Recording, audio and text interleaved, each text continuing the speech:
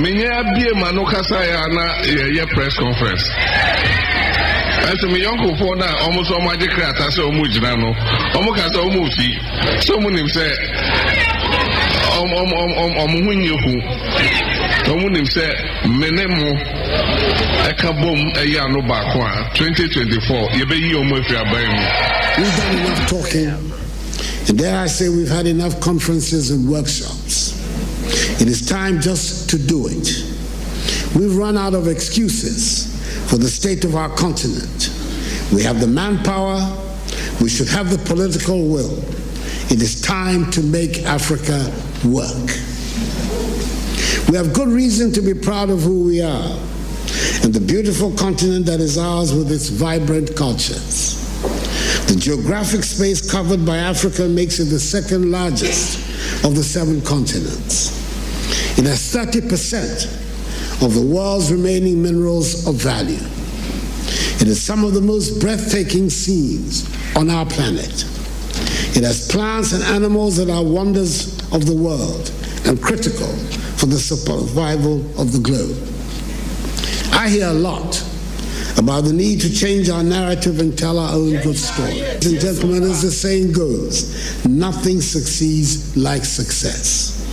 If we work at it, if we stop being beggars and spend Africa's monies inside the continent, Africa would not need to ask for respect from anyone. We would get the respect we deserve. Again, America. Grand mission among us were preview. More party for no, the Ombajun and Hosia Tuma, the Abetuama, no, my in Yama, I didn't cause Wabremua, Empire Ban, Meboaman. What bear means on crop ones or penny, you don't want to be back. Then you answer about the same mission Empire Bossa. Your name of Yamina Sihine, Minquan is Sihine, Yamfani Yamano. I may make you a dear, me when Yamini Sikadra, your home pie bonum de better with you. Study a city one, study a city one of you from Oncola Bremer in Nimno. One nuntia will be and one nuntia will be a. Shemudi Oba will bet me a young one. There was our party for no who say, Yen Nipa, Madame MPP, and no Muyam and Nipa Ghana for you as well. One Ghana, dear one said, dear Momo Pen war party. Michelle could have on to us, so the BCBA, even also a banner for your back, Wamra, the internal. Abusia ya sama mache amamo akwa babio Ghana Fapim Jumedie and abusia masugusu amutie na haso SOMPA 93.1 FM SOMPA 93.1 FM Ghana Fapim Jumedie and abia wobia na abusia watrasi mesusu matrasi no so watrasi yesi honkonya ye babedwenjen Ghana ho yesi ye my Ghana ho enkonya na yatoato adwene esesu adwene ahweso man no ye de ebegina ye da tweri ampo nyankrompo ase sa no paiso so no wode adom yen enye ya ho fe enye sika enye tumi enye dibre bi ekurakura yen eye na dom no a na ehu ye mobo a nsuo no atiagu pa na wotwi de oni ye diniye ebia na nsuo no wo de amoa ba se de esitie bia no oso no nim ne ye and or ye man ma ewa ni bremu nsuo ni pa wodan so nsuo no fa wonua bi koe nsuo no fa wodehye bi koe ne nyina no obade no ennim ne ye and or ye man ma ewa ni bremu nti o se ade nyina mu ye mfa sedama no ntia no pai yete ha na bibi ewo na sedachi a eno na nke de man ye da na se anopai ewo ba bia wode yen aba bedroom Ghana Fapim Jumedie ya tena se ye sore no nkron na sports team no aba be som dodo akonya ye ntena so enchenti ye sore ya na sports team no so eba ye sinkoyen Ghana ne ye ba be dwendwene ho Ghana ne ye ba be toato adwene Ghana ne ye ba be fa ho France ye ho ba bia ye de be kwa koduru me de ade nana Yaw Boamah Libya Borga Jumedie me na me di ho chiamia na brutal bright entry and mranche de maba wano a was SOMPA TV and SOMPA FM newsroom so no atamachi ama bia wo bia na yetima bane aba besomo Buffalo Soldier na no pay wode me echo television so ama bia wo bia no watima hwe na watie bie news editor asante ebo asoso no bo ichidom kakra aha ni nyina se beye na agro no be fe na ebeye nika na watia siye anu ntina ma no pay ye disadwuma we ede ama wo no ye tie wiase ye nuanom a ewo across the globe a omo etie ye no mo hwe ya no pay ye cheche omo nyina me nua ba na hima sapon mate se onti apo onyankopon be saw ya de wate na me be saw ya de nyankopon no a o sa ya de ema doctor for je hu sikadie ono a o se ne mantam piam eni enya ya yaresa no na hima ho beto wate ho beto pa amwasa sorry ejina bio jeme so amen yenu abana na hima sapon e wo London abonten so sompa ontutu ya sekra yankopon ensa empeja ne bio ena yenua obo ene Ghana fo a e wo Switzerland nyina so no anopai minim time abode but ye chechia mo ye de ha sei no abo 650 about 650 ewo Ghana minim ne mo hodom no abo but ye de atrase ya de party ye de na aseda na ye de ma no ye nuanom so ewo United States of America so no anope ye chechia wonum ese amukra de afi na chese mo ba be sore ye ba ye da rade ase ne odi aba bedru na George Ajimandua ene Ghana fo a omo eye adwuma ewo Guinea ene Guinea Bissau omo ye adwuma wo big mining company bi ohonomo na omo de SOMPA ene omo da ho saa ye cheche omo no pay ye nuanom omo Greece minua Renos eje boa ene mo Greece nyina mo hwe mo nso yo o de ya na asase ne kasa sire mo teke grabi anu mo pia bonten mo hye dem bia me enkote asem foforo ti anu ma hwem ho so ye na ye nuanom mo Turkey I be friend to Kayo said Turkey so no mo nyina ye cheche amano pay Dubai yo ye nua bi ohonum ota send a message pa mejima disa no pay ohon ye South Africa ye nua no me ohonum nyina no ye cheche amano pay abusia ya transide ye ba na dwuma na yenkwai na yenkwai adwuma kakra anopay ni didi nkoma ye betu mi biara ye fambuwa ye mangana asana yako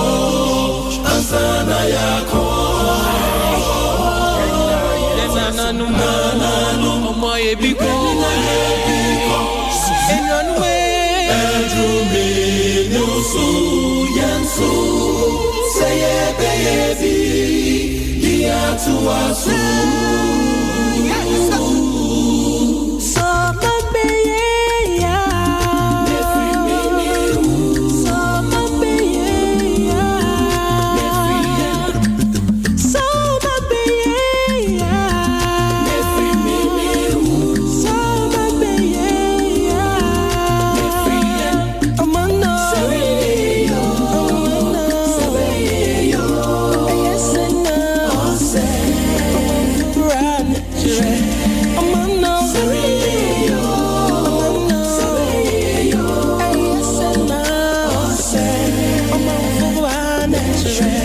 So I bet me they were drinking unsusie afa ye social media platforms out on nyina so oko Facebook wa aha SOMPA 93.1 FM Facebook SOMPA 93.1 FM and YouTube SOMPA TV wa drinking unsusie what they toto hono ma yegusu a ye di dwuma no ye be kenkai e dia ma oduro no nsusu a na wo share now like it, now comment it, and yama yedi di home komono. Adwene ni ba kufo tirim na ya fa Ghana ho adwene na ya dwendwene Ghana ho. Ya demo akwa say no for baton pesia so. Na asay no na mama ni tia say Nyankopon ya adoma next week Tuesday and a by election no e baso e honum. Honorable James Jechikwesi nkoko tenra ama court akwa ne say na sam no de sani court to see jina say on person muti asem no de bia no enya de omu betwam na mum na de sra o de beto court na nim say court no makwan e mo ntimi nkoye campaign e wo ase nof no o ma agiatum o ma ne best 7 days so say 6 days so on fanko no nkonko ne campaign no na owia abro so a 4th July no aba na case no de bia wo mo ebetena so de bia o mo betena so Yakopon ya adom a next week no Wednesday a holiday into court no entena so nti if you want mo ko ni nyina na je say won ma atratra se na mo edidi nkomo no a ni nyina ne court no edi etu dwanti ebe start here free 4th July wo Accra High Court na asem no na atoato so a na national organizer the MPP amanyuku no Henry Nana Boache and on also so dia to just say nipa binuma womo keka se NPP campaigner womo ayen wase no fu nyina no akwa vote buying echiche sika echiche mo ene ade no he womo keka sa no womo kura na yes ade no wase NDC fo no a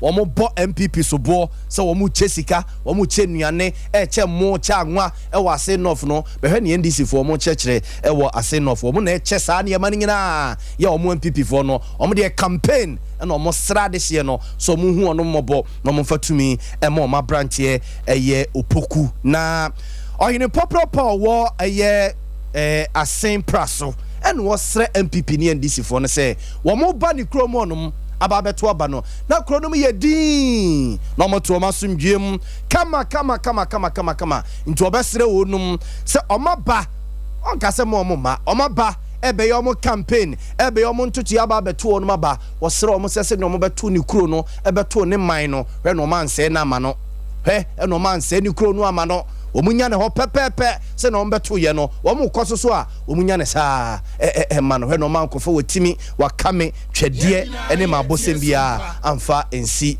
eye ni kuro ho no wei eye nana yaw owusu aduomia woye asen praso hene ana de sansemi atudwa Vice President Dr. Alhaji Mahmoud Bawumia enra okutwa humam 31.2 kilometers ekwan a ifri asen fosu ediwram asen praso ede ba ede beru Ashanti region eye Anyan Kwanta Vice President ekutwa humam na nsam kakra wode atudwa honom eni. This is a great addition to the completed road portfolio of His Excellency Nana Addo Dankwa Akufo-Addo's government. The N8 is a national trunk road that links Anyan Kwanta in the Ashanti region to Yamaransa in the central region. President had planned to cut the sword for this project in 2020. However, due to the COVID-19 pandemic, the ceremony was called off. The construction this section of the N8 is a great step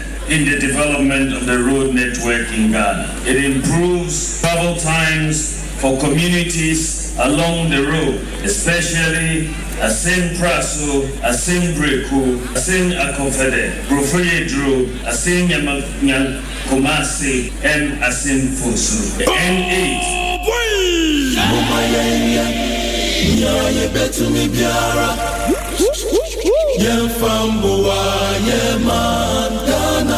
Ejabusia we Vice President Dr. Alhaji Mahmoud Bawumia and yetene kan ni nyina mra na ocha ehumam asen fosu asen praso etuamu a edi Ashanti region Anyan Kwanta and na Vice President eboboso no na busia ma menkwa omaso no yenkwa ye adwuma kakra bi ewa homa no so emra na yate se emra se badwani a wo emra se badwafie ma desia ewo insuta kwaman beposo ewa Ashanti region Honorable Adelaide Yajewa intim NDC for so start say wonye Ghana ni and ODMP no ntom so no omo ade na ba be court na Supreme Court so yi na free parliament ama ya be by election e won suta kwa my people so na ma me ni honorable nkodi nkomo na me nkobisa say eye no kre so wonye Ghana ni ma me ma chen yeah na ho ye me patwa me ho ye pa ye de rade ase ye hu na che someone should share me. I just asked about yeah, obey the day. Kakra. Say fie boko. Nyame adom. Yeah, the radio say. Na honorable eye no kre asamo a eye NDC mpanimfo bi ka say say yaje wa kra no wonye Ghana ni okuta dual citizenship and odi bedi MP no no kre say Adelaide yaje wa intim enye Ghana ni no kre sa. Sasa Nedika Madam Etiefwase, na some way say about 2020. Na the American Victor Smith and so New York car. The man I saw to say, Mimi Colabro. On Sanko Court to send your cano. They may not come to the court in the social media. I cannot. Now, we're moving our thing. I don't blame him. mpanyinfoɔ MPP mpanyinfoɔ bi ɛsɛ aboa bi bɛka wɔ efintimam MPP mpanyinfoɔ bi ɔmo nsuta kɔ ama bepɔ so na ɛyɛ saa nneɛma wei wobɛka yɛ recently koraa no wei koraa de na nkɛ mmɛmba sɛ sɛ mede ka ho na muhu nneɛma a ɛkɔ so wɔ nsuta kɔ ama bepɔ so ha yɛbɛsi ne ɔhema na nsuta hema esi ne ɔhema ɔmo sɛ ɔmo mpene to the extent sɛ recently ɔmo kɔ ɔmanhyia sɛ otumfoɔ ɛma yɛnyi me mfi akonnwa no ɛpɛ sɛ mekyerɛ ɔtan a saa nkɔfoɔ no ɛwɔ ma me wɔ nsuta kɔ ama bepɔ so ɔmo na de saa information no ɛkɔma saa NDC foɔ no a ɔmo edi sɛbisɛbi nsɛmhunu wei no mu nyinaa na eti so bia ɔmbɛyɛ bia so ɔmo yɛ a na ɔmo anim agu ase ɔmo kɔ ɔmanhyia so ɔmo anim kɔgu ase wei so ɔmo anim bɛgu ase eti no so ɔmo yɛ ɔmo investigation yɛ I think that the better and I say they should pass through the right channel and go to court. And no court I be busy. This idea, me can say no cry, and I say no cry. Me me person mo dem e court. Now, omo dem court. I could defend myself. Last 2020, omo yes idea. No say me see omo. I'm papa no boss e pepe no see me nyan me penifo bi. Me see omo. It can they won't be continue being on. Enti omo do omo fa me kokota omo de me kokota na ba de defend me collaborata na wo one PP for no eye hwan ne hwan e na eye saa de no wo nsuta kwa man ho it's like what the two omo so I got to do what I got to do to clear a piece of that's exactly what they are trying to do but we be on the copia to lose I know them and they know me me omo ya na me so me nim ya me into be anya ne de. But when I NDC, I don't blame the NDC. I blame him for funding who's Fapim. So I'm there. Okay. Now just say, Yabeka ni say bia omo obey you omo free ho no no. E na ho tiny ani bre. Na mo me ya na me ye si mi akonya mo to police station say me me guide me na ho na me fan kwache no. Omo a no mo ni be gu ati de bia. Who dey we ni for ya ka tell me so mo ni be gu ati de bia. They should try me and see. Me nim collabo. If we are so we bibia, we are no kwan. We are no kwan so when him want to. Na we no beka say honorable Asafo Eje a wo betu no no ota kire ana. Me money dey, me dey me mo bia di. Ba me dey nim say ho ne fi na omo nyim omo ho. Ada omo ava comment ya. Omo de koye. Omo nim na egu ase. Omo nim egu ase da so. Na omo de call mensia no omo se de ade e na omo pede afiri ho omo se ohima no epini ohima de ti de so otini ohima ntie ntime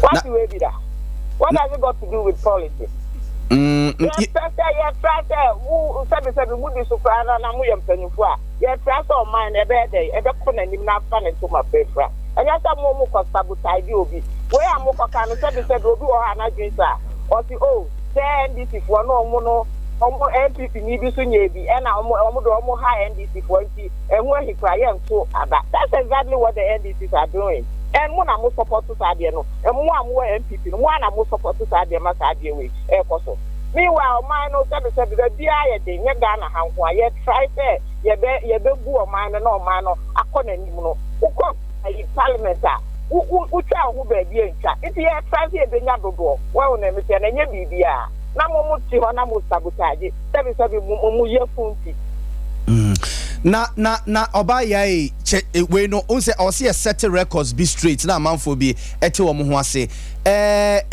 o say asem we by 2020 nim de o de be contest ni ade a na no krese wakuta oman bi krata pe na mrebe e na ode oman ne krata na eto honum chechemu na obi ante ne ho asesa me ka we wo mo fa kokko okay wo mo de kokko ta be bo awo mo ade no wu ntem ya na menye kokko ta so ma kopu me die nti ekokota na ode documents beba say o ye fully Ghanaian exactly you can't go for free kokot na me so member aho na wo wi a wo be mu ne me de be ye wo omo ya mema omo ko omo me jeje abonte wo ma kokota mi fi omo kan kokot Okay. And the obi to say yes, it obi to say Victor Smith at the court wa eno na wo pe. Eno na me pe. Obi a ofia je ofa court. Okay. Okay. Because Victor Smith na akofa sa nkomo ya ba say okra no nye Ghana ni. Ai, wo fa court. Wo fa court me me de nya no. Wo fa court. Okay. Wo fa court. Okay. Okay. What the court na court bua. Na obia Ghana or Sita Kwama because no be asuma jo. And I say, "Oh mama na see a friend me one more to be need you just say headache." It told me court no be ati. Tell no be ada no wada. It almost coming court. Okay. Okay. Na say there ohima no di ne kama.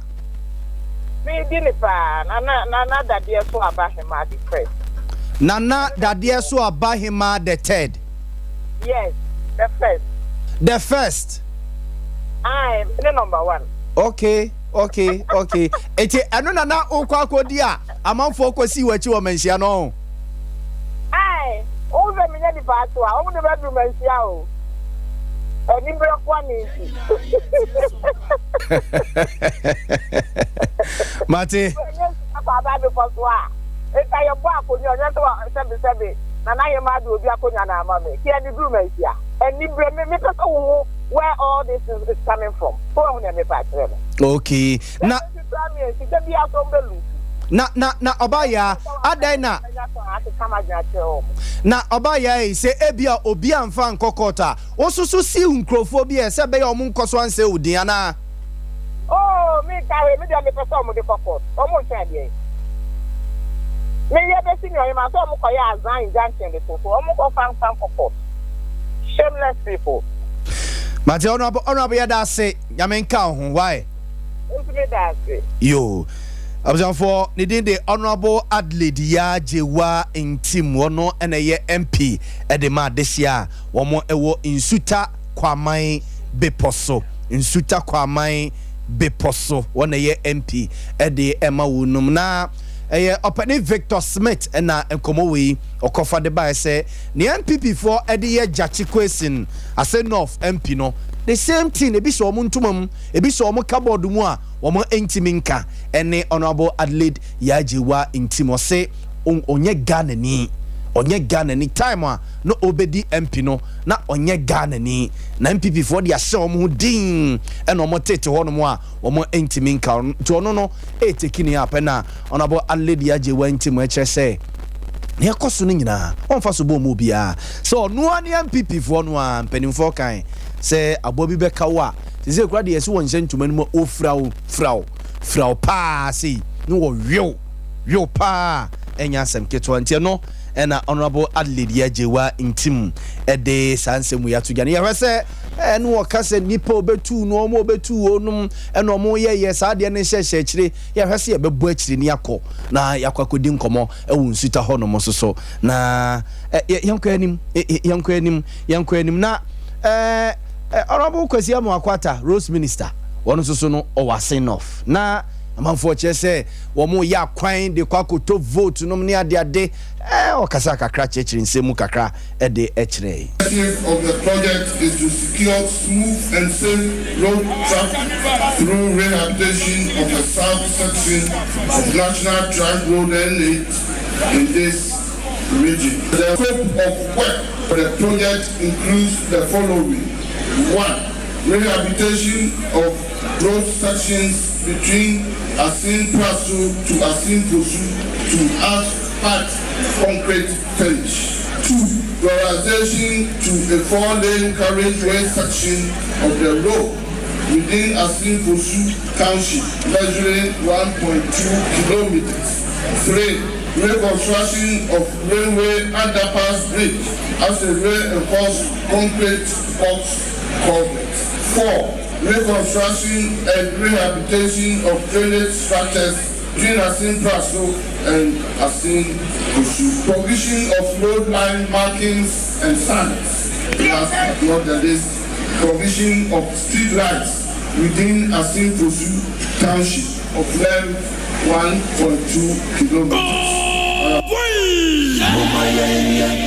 I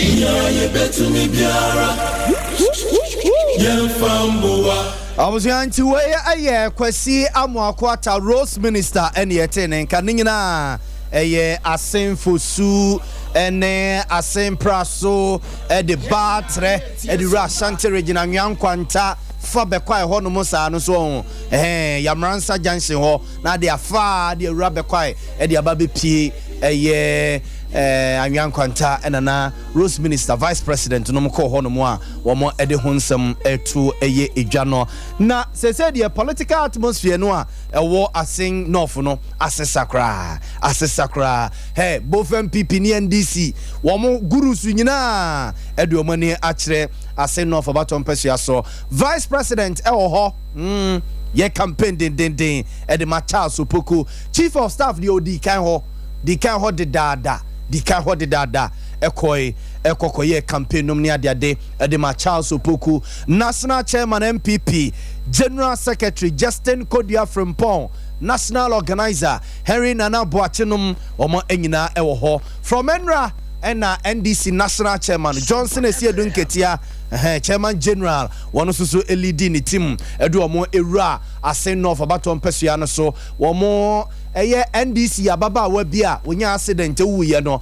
enra eno mudi ni na wochida na omo ekoho storm eye na se kobon 100 million edi nsuo ne nsa emabusua so mo emfanya yewom se na chama wuntumi edi kansi wonu machi akwakotuatua fundaka honka amamu 50 million so mo mfani 1 week nom ne ade a but enra omso mo koho ekokyere omo bobre ni nyina eye asen of empesua no so ne ebuboba ene dom egu honom no kronu mo yede pa Vice President ho Chief of Staff ho and eye Johnson Esiedun Ketia ho mampeni dada John Mama ekoho ene wa free ho abese eko Nigeria enim so obesa return na akwa last quarter ede ama James Jechikwesin ewo asen of empesua no so eye Chief of Staff ma me akosia Fremo say opare one so ewu kronum and Fifi Kwete so eye General Secretary de ma NDC amanyuku no one so bawura kronum a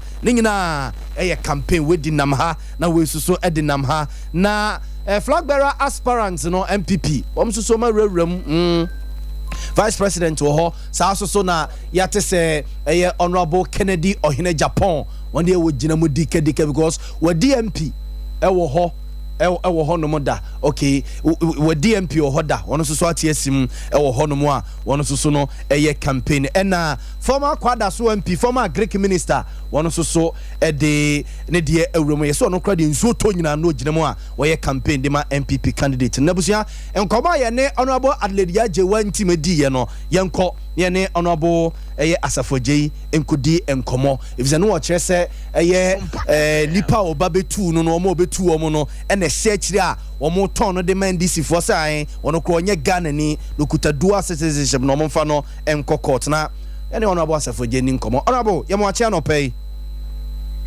Mejo so SOMPA mo ti say erade adom ye ho ye na so jami adom ne mo pai bo mo ye yada erade ase na enkomo aja aba ayedidi ho a Honorable Victor Smith asem wo de atodwa se mo MP Adledia Jewantim onye Ghana ni na time obedi MP no na ne nkrata akra no no oni bi se Ghana ni na no na ne ya Jewadi nkomo no wo che se wo mo obetu wo no no e na eye omo ya no mo ton no e de ma NDC for Honorable no krese bi se ekoso a unim hu bi SOMPA me mamu nyina achi me ma nsita kwa amate poso for achi politics no enye sebi umpacho enye nkware juma ena nipa oba betena so na ufri say new time so ba na wa ba the house I mean it's no kind yeah I'm seriously, I'm shocked. I'm terribly shocked. Now, all I've been trying so I can't 1.5 years. Now, me bad between me, and now me can't catch you in this situation. I don't know how to express. In part of first, me yes, I did. thing, let's get things right. Many years I didn't, I won't do that. I don't have that capacity to do it. Okay. Two, and this if one Yaw Boamah, the on Musa a Onwa Yajiwano Onabo, Musa, and this if one say, where did you get this information? Onwa Musa Ome. And why do you want to tag Ubia or Babitunu? Because President Kufuor said it to me. So I want to get this message to Ghanaians. President Kufuor said it to me, and in fact, she can't buy him now. President Lema said Brabitum, all I do to baby. Now, some about maybe MPP in Mapa. So, why do you have to link me into this? Minimum fee. What's the president who me to me, or Baby to me, baby? Only MP. Now, I'm saying, try me, baby, because 7. President has told me to me about 2 men. Sebi, me I'm working. And your view link me idea would be a bonitin. Me Juma Gan American embassy. Me Juma for foreign affairs for Ghana. And I mean Juma immigration. And I mean you be a document. Yeah, me say. As soon as you say in the investigation. I don't have that capacity. Why do you want to link of people? After 1 year and so on, that may why should I do that? I call primaries. What we need? What's the presidency me too? Well, fortunately, what we need, we are MP. I saw about why do you want to link of people? But what? You man or you know? Or yes, you have been given a responsibility to take care of Unsuta for Matapos. Or make Puntu, or more development. If I show or me and supporting or no yes, saying no, because yeah, in your home. Say, Mikran, I'll pay me on a payer. Because I'm shocked. Let me name sir, will be the local baby. You should go and deal with the buyer. You shouldn't link anybody because it's to me, you know. It's unthinkable. So nobody makes us. I don't want to believe it. A man for honorable man for be fees. I say, Senior Oka say, or say President Akufo-Addo nesi wo metu no. Ba say obebe tu. Sana say ya odie bi ewo munti. I say. No. And you know, I'm putting it to public domain. Yeah, too. Unless we need a juma obey. But so MP but I have to put it because normal we are also my so and he came to the bar MP number 2 no MP number I mean MP to me. MP about to me. And President I said no, I don't want to because I want to put stop to it and Mr. President that's why I'm putting for the first time putting in public domain. They say, yes. Yeah, of course, you as an MP, you presidency between but for some time, I said let bygone be bygone and keep on with your life. Yo. Matuase honorable. I don't want to sit here and lie. Say, Matuase. Yes, why not? Because me MPP Mama. My son party, you know. When we are position me, you might the president in power. Now, all guys will be to me. Don't support number between them to be not some about. No, Baba Linkina. Me catch them to the president who know this. Matias, politics, you know, and I said, yeah, be my politics, you know, maybe fear. We don't want to open up. Matias, honorable. Me da se pa, Nyamisha. We are president, we are you can support who could do BHC. With that justification in across the pensions come out to say. Matias, honorable. Matias, now. And you tell us, only and this one I know. Me, Nemo, one friend and me, who frame me, home. Mate, na honorable Unia Major Derek Odro sa no pe omo achi wo fia ha. Who's that? Unia Major Derek Odro. Oh. I also watch here. I was here American man on my good morning. Derek. Oh yeah. Pa. Ede yamiase. Ati we am to mo crop on for ati. Yo. No mo kasa yi. E betu omo fo. But I you to abema say. Konini ene besepa ahabai sebe yetase ne banyansafoom. Enti momi enya botre ne yemfansi onwunu enguso. Na nya den ya yafu ma ba akopɛ. Enti mo ma ye nkoko na ye keka entopie ho ayampia no me ade yenya botre pa. Who experience? We shouldn't be covering things. That's where we are now. We shouldn't be covering. We should be mixing up things. Thank you. You shouldn't be mixing up things, please. Mate, honorable Nyamisra no pay. Straight. Sure. Yeah, that's it. Bye. I was for Major Derek Kudu Atanase, Honorable Asafo J and Yanene Kokudi and Comonina, and Comayane, Honorable Adelaide Yaje went to Medea and watches on for BBNC, on only money, President America mine. Or no, one for BBNC or say, ya, yes, we nipa. So Ankasa and ya no bois, but Yatuno also about one of Pia Conefum, near here in Suta. Nimpuntu ene ne nkan ko ne hia nye bibia any other thing your personal ade ene ye ka ho asem but insuta kwa man ene ne people so ne mpotamu nkan ko ne nimpuntu ena ehia sese mema Major Derek Oduru akwaba na abusia na watwi nkomo bi hyase e wo energy ministry se yese tema oil refinery empedimfo binom efa nyansa kwan ene di yobiso Alizi Tama Oil Refinery the ama company bia ye from say Torrentco Company Limited omo the be $22 million and eba be room and oma dane Tama Oil Refinery the ama wunum na busia sa de no a koso no na nipa binom ahyase tenetene wonum nsa e bi de call energy ministry ho e bi de call finance ministry bi kra de call na presidency nom ene miami ahudo pi kra no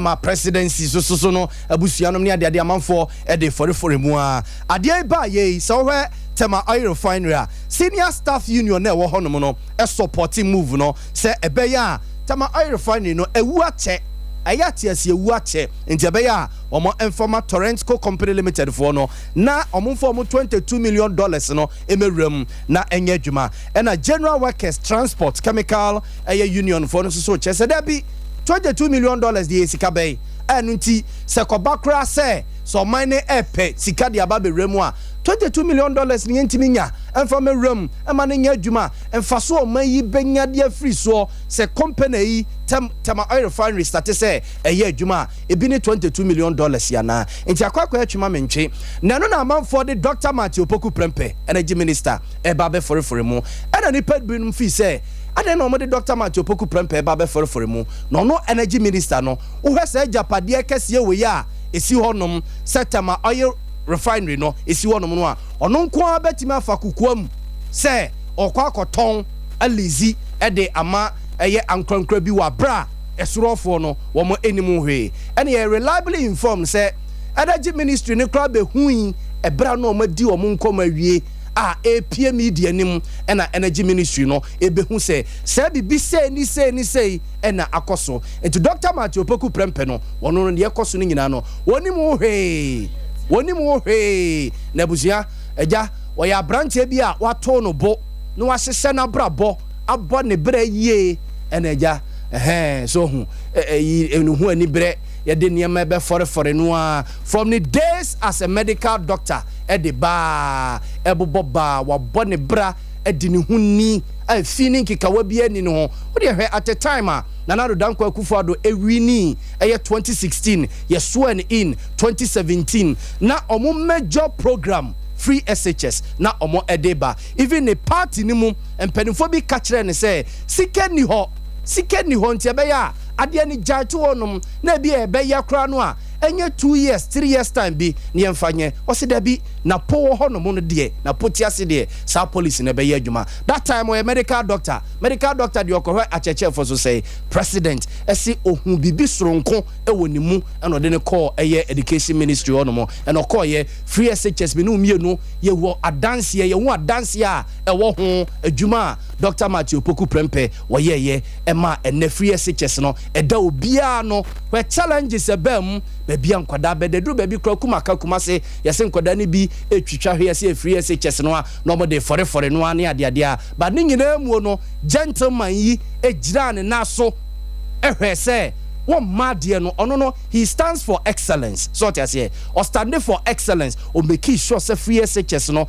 policies ne niema also mo de toto ho no no omo e de betoto ho no mo ama ejina ye ama fa abeye ye ama Ghana mranche ne mabawa ene nkwada omo maame no papa no mo ni bie no ade ne so abamfa so e de ama wu no enti de akoso energy ministry no wom se wona ye head or down no de but nipa bi wo soro a womunsa erewrem ewo ehonomo when you call so GMPC say Ghana bo ahwan field nipa binomo na no ye ba be board Dr. Matthew Poku Prempedi wa bro no kra no e ba ye mra aba media nim eno hu se BBC ekoso ense bi wo soro honomo a ne eye ewo sa ministry honomo no enya asenke 20 years remu a owura no wadi ne huni abone bra se eye abrantie Dr. Matthew Poku Prempe ti esre mu aja munya no na o nkyira ne baabi na onye na dwuma nye se bia mu hu se eja bibi free eye ewiemu eba ne yebubo ne din de bata hu nti no kwan bia so ubia pese wadi bibi ebe foroforo ne wiase so no de nyame yesira no kraman onfane mpabo dabi ubia nyame yesira no kraman entimi mfane mpabo da abusia anopai yatena se yedi nkomo e de afagana ho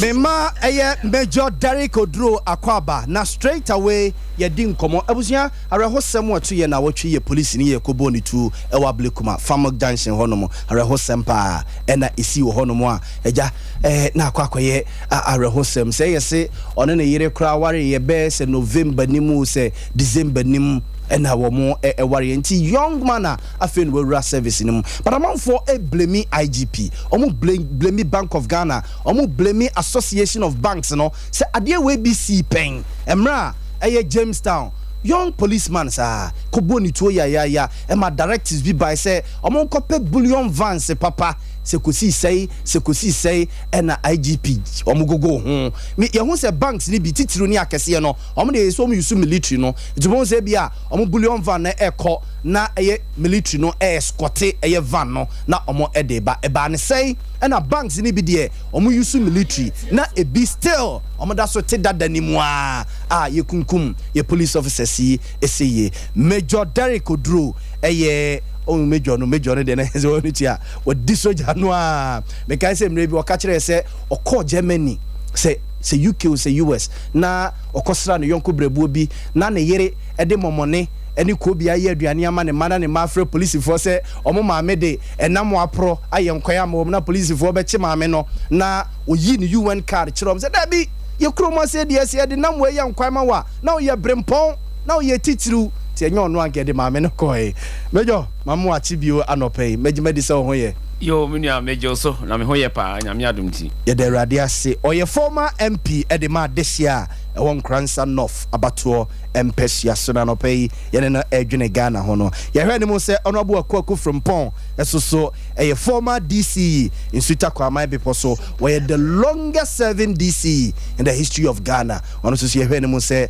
obejani wo fie ha sei na ye di enkomo Major ye course na wotwi mun police ni young man fresh ye boni tui wo de security wa binimu wa ye bia na ode aba homegiem wasa so aye former deputy defense minister minim se san komo we unimu eba ne sei ene ye sei IGP ne banks ne ade ekosia ye sei yen sesan hye ye na da honom no ye ku ye mrante ne edodo a yankosi ye hu ne ekokosi ye bia ye sa kodada ni mu a ye sa boboy si tu sei yo mini amidase ebechia etiefo ene ahwefo a omohwe yan andopei etie yan andopei ebeso nyankopon se on share sapo nsuo na ene won hyehyra yen na nsuo ya eguguei na krofo bi ho kire wo mo no nyankopon yi sa suyiri ya edin krofo ko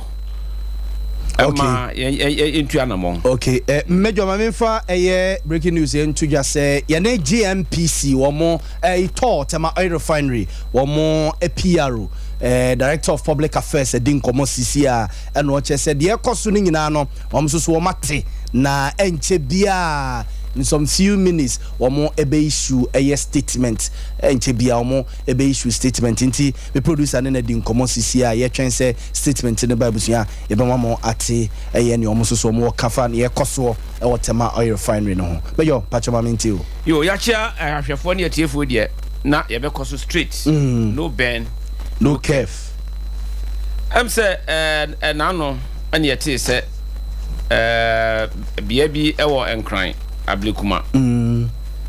Armed robbers. Yes. Akwa attack billion van bi. Na wo maje emusika ekum police ni ebi you say watu na nan won se do. Na nye first time wa asie ni. Beka ya 2021 February.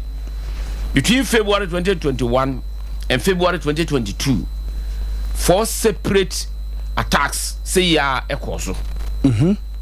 For separate attacks. Emma mo attack Jessica broad daylight. No makwa kwa Jessica. Na NCC picture here there TV see almost say boys no mo koye sa operation no CCTV camera na capture wo no eyi wo manim no we pictures we and na wo manya a viral say police for search across the length and breadth of this country sa young men. Yeah. Good. Say womo a picture CCTV camera na capture womo. Na de womo aba. Ba na no womo mpia bonten. He wo bebe bia ate. Boko na nipa. And betimi ayi womo ama. Okay. Makaje say about 80% of security. Provision of security say bambo no. Ye timamufoi. Ye na e wo say ye boa. Say de be ma information. Okay. Yebete akoka ayi asutre. Enti nipa da sani nim ba bia wo mo hye. Wo mo akwa hye ba bia wo nim. Ebinum nim wo mo se sa papa we ni ade ye ne ete mantam. Sa papa we wata akwa ha sei. Namfo wo mo no gbokro no ha no mo. Enti esre amanfo se wo mo enyamwa. Okay. Na wo mo ma information na police for intim tu wo mo sa. Okay. Sa de a happen de em se enye. We don't make I say see emprenai and sana we so eba be see we see na no ya awia donko ene apemu pepepepe. SOMPA. This is a broad daylight awia was so ken ene see now yenim say wo mu kumprosi ni bia friend no Mr. Amwa. Yes. Very young police man. Yeah. I saw ware ye kra no June yi and na omkoko hira ware no so Roman Catholic Church. Yeah. Ebe ye wayi ya pepepepe. Yeah. I'm say asefim pa. Ne yesu information say enipa nan and koye asa attack no. Na wo mu use motorbikes mienu. Nipa mienu te ba akoso mienu so ete ba akoso. Na yenim say equipment a wo mu use ye and say motorbikes yi. Any etuo. Yeah. Etuo and moba and wo mu use ya. Young policeman and that very young one. Very young man. Very young man. Tamwa omo attack sa omo timi succeed anase omo nya esika na omo eje ye na se sika no e wo bag mienu na se ne enim se krofo ye akọ filling station sa bullion van ye akọ filling station ye nyina enyama out clearly but ye enim se onam eno ogigi sika omo ede be akoto bank ama dwumayefo no a na ne na sika wo car no mu dada se sika wo car no mu dada na an robesi enimiye pa se sika wo car no mu dada enti no mo di akire afiri bia bia on free one filling station to another na wo mo call ya che se wo mo ekwa attack wo mo no enti ta mo si ya menye sure se wo mo yi sika na free ebia filling station ho edi ama wo mo no mo je ye ne mo wo yi sika do efiri car no nti no mo nimi ye pa se sika wo no mo di akire ti no mo information that is very very important send wo mo information pa se sika na car na ekɔ no sika wom anya sa de bo ho a wo sa ambulance bi kokora na ye nwa de kura na yarefo bi anim emo na driver no pese wokɔ na wokɔfa yarefo bi ba enti wo fi se yarefo bi wo mu a wo boa nye nyina na yarefo mu sa de bullion fan bi enso ekɔ na se bi a sari dem nwa nye sabre ni nyina na ekyese sika wo mu but we ne no mo information pa se sika wo kanum enu nti no mo succeed ye a mo kokɔ gi sika no esa bo prosecution the first attack on the police me sure say bia omo attack driver no Debbie, what is the reason say driver no dey omo anya ne hwe because o person mobilize the car no a car no ntimi move na nkwa na wo say attack a driver no yes but omo target no na ye police ni no because only say ono no wotuo enti o gun no down won timi fire back. Okay. How about say driver no betime two car no so dey akwa they didn't touch the driver na yenim ebinum say na nipa ba ko so etiechire yes wono dey na ye no ye borituo aya monituo ye nti say obi awu aka no ho enti say sa nipa mienu wei wo mo ntimi anya yi a wo betime aboa presifo e won hwehwemu a wo mbehwe say die nti ena sa attack no bai omo nim ho die na e ba ne sei omo na wo information pa a o betima ye other onlookers die omo betimi so akire say ye hu say wei ni wei say fuel attendant na no mo filling station ho no so etimi ebetimi akire na sa ansem wei ya na si a na efiri ba bia information a Roberts no enya omo gather information no more processing information to intelligence nko na information nko ba processing information no a no akonya intelligence wa son information so a no nya intelligence no e na wo de be adwuma say pa me hiti a menya kire say menya target that is it and until no more attack o menya sika no o de koy o compressing no e ma driver no any the other occupant no de o man kum o mo o menya mutiri edidi mo e na me kan say police for nim say o mbenya sa nkrofo no maboa o mo ama o mo aye ehwehwemu na yi no aba awieye na de enyina ye busa ne say sada ade we asi prenan we kan ho be mprenu mu a ade na police for anamontuo be no mutu ye enyina enim say ye nua ba bia no ye director of public affairs ewo police adwuma mu em say 2021 no say we CC ye no obeye press conference ye Rabia Bachman obeye press Sila Abeye Bachman yes obeye press conference yes na what to ho e kan IGP na no gisem say enru ebrebi na say Association of Bankers impress upon omo banks no emo provide bullion van omo emma bullion van eye capable yes say omo ntimi attack omo a ombe draw omo escort omo services okay omo escort duties na omo de ama omo no ombe draw it principles say omo detachment and say kuo bi a omo yi omo si wo say omo de be ma escort duties to say there wo personal security bodyguards wo ayi bia mo tambia mo training wo say mo de mo be bodyguard enti wo do mfa ntetie mu enti so wo kwakwa ye adwuma bodyguard ayi a mo sua ehun the type of equipment and I say headgear and I say the type of gear wo so wo she okay turn out to say do see dress here okay e kokko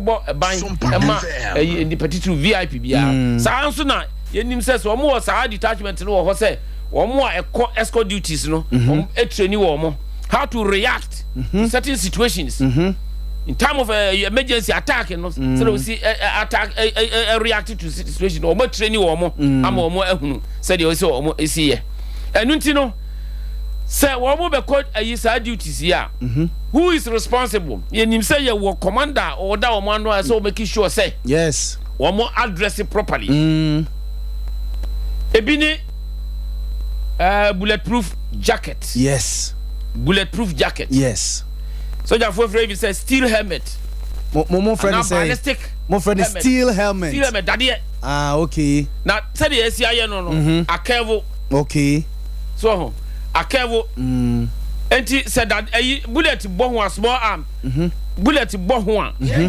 ebepa okay ntimi wuram no 90 degrees a bon 90 degrees dia ebetimi awuram okay but yin nyina agina materials na wo mo de ye no okay say your ordinary steel helmet that there echa ebomu a kan tete no bi ebomu a kan na pa so this ya no say de a pa emmo wo body no okay ha ena obu on so a ye de enema bi ahyehyem say ebokura ntimi nkoda de no ntimi bullet ntimi manipulate ena akoka body no akoka utiri wo hia pa ena wo chest wo nine ni ade de bullet no bo ho a betimi survive okay obetimi kura agina ho afire back okay enti no enye baby ehia pa ne wo chest baby akoma wo ena wutiri ehona you protect no na oyem so oyem ayi no bulletproof na cover oyem ebo ayase ha ebi okra faso eba sebi wajapade ho okay because oto ebo okra de kokobo ho a ho ye tiger no eniti no ya na ho so yanti ebi bulletproof ni bi ho a esi ayase ebi won so eba fa ha nyina cover ho nyina okay na sa akrofo ya omo ema sa escort duties who is to ensure say womo kwa womo address it properly okay say aye na say afedi womo ma say escort duties here na ne na say womo wa kwanya say womo address it properly properly no any say womo she bullet proof ibi esa she sa ballistic helmet ibi na say de be ya immediate attack because tutu a ba mi silipa koko na nditi na obe emu enti say omo kwa soldier for Yorubi say guard mountain say oba ko perform guard duties commander no guard commander no ebe land mu nyina up for parade na ahwe say mo correct equipment mo de ekwakoye guard duties no okay mutuo say mo ko say escort duties ya wo sa helmet ibi wo sa bulletproof jacket ibi wo the necessary ammunition obetimi di akọ enu ntine ya na mo ye parade ma men no inspector ansa na mo dispatch wo mo guard mountain no okay enti ehwe na se wo ye okay dey release achemo obi anko the duty point na mo de wo ko now trebu ho a ya na personnel no so etimi ya so den because bulletproof jacket no emodu okay esewa emodu okay ye wo mu different kinds ebi wo ho dade ehiem okay dadia ya noa a je say ayibia small arm bia ntimi penetrate ene wo bi nso a etise plastic no SOMPA fiber ahihye okay eno nso no bullet ntimi pass through okay ha say me na minim say mo be frame anope ya ni ada nka me di bi ba be eka odi bi be kire o say me obi ho a me tu kwa ba bi mi ade no as a deputy defense minister mo chairman civil one okay military one civil one any military one ene ya na yese mo hye e wo inside no masem atade aguso no ebi wo ha wo hye wo hye atade aguso okay so ho ene bi won so wo hye atade wo hye aguso nyina na wo different kinds bia okay enu nti no se bullet ebomu a ebi na minim se bi na me producer dey at say ya obeka say entuma keka na say jacket bi okay but enema wom say edasu say no be fa ne say ye atade keke bi na ese no yes because ehye we hye wa na wo ni mo no obeka say bi atade keke enti betutu abom pe de koko na na yes e fa free ni komu e be fa free komu o yes so hu o show that dey nyina no wa beti e dey fa obosu nyina dey ba oyem yes o be you different kind obi o ha say dey da so yi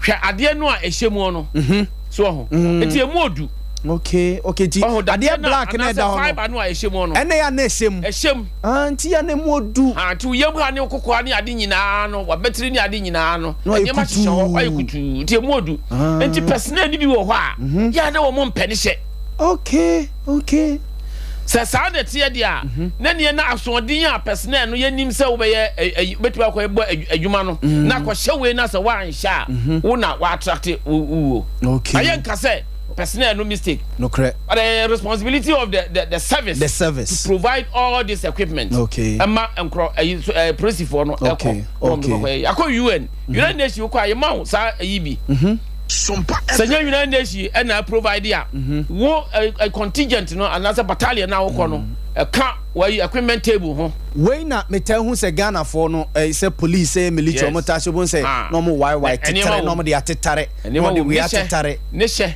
enya ebi wa enya comfortable nti ana ebinom empeso mo che USA ekwani ade soldier for bi ho a okọ escort duties dey ade ka se share dey na on person o she no agya do the guard wo dey egu car no okay because emodu na kwakwa twitwi we ko honum ne ade na wa battery ne ade so ti am ti go ebi won so kra wo timi yi substance na ewo mu no that dey na esisemu no ye light na enwe no okay when nyina no onkwa said me call tamale first pa na akwa bia police for ta hanu pa so on she steel helmet on she crash helmet na da bia police for ta chi no ezo motor rider was one she no akofa kura no wa penti ho kura no wa penti ho unfortunately for him traffic light ase na odi ko ball car bi ban na okofie woni tiri atwifa otwifa ko ta so amanti ko ball culvert no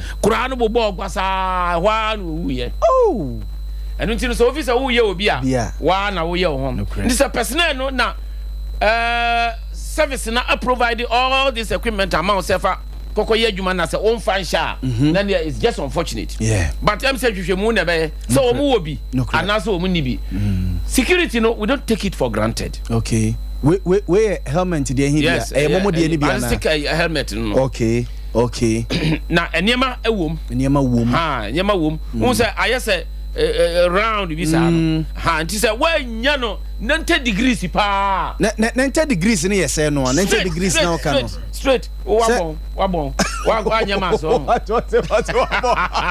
wanya mas muna mutu right angle so straight nti bo point wa say baby ebe bo no e ye straight ya e betimi awuram na say bula ina ye de ye no niema na ye de ye no materials na ye de ye no enya de e betimi amantimi penetrate ya ene na say ye rawa say de be pa ene e betimi awuram nti we different kinds and we susu e type we eno so ye bia we am say ye na idea to say fiber so edin pass bullet betimi pass it through bodru na che no ebi wa ti say anwea unse so for ye call e dig trencher ne ya erase ye parapet no che anwea na be hip agu animu no enti utachire na say tutu ofiri wanimu a eduru anwea no mu atwu na wom tini ye use sandbags anwea yes anwea etimi save ayi anwea bullet intimi pass it through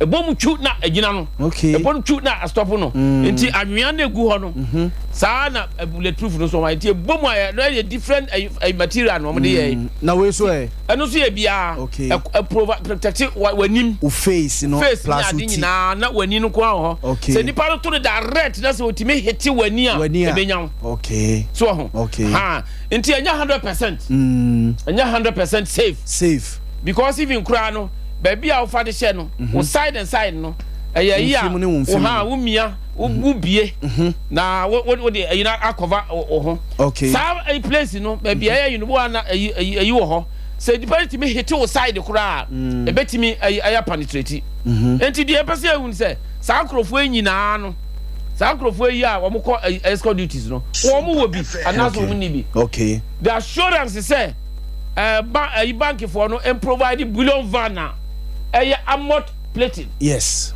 Armored that year. And now bullet entiment pass it through. And yeah, a bullet bia, but small arms. Small arm and arm robbers use you. But when ya small arm now can maybe we say small arm here.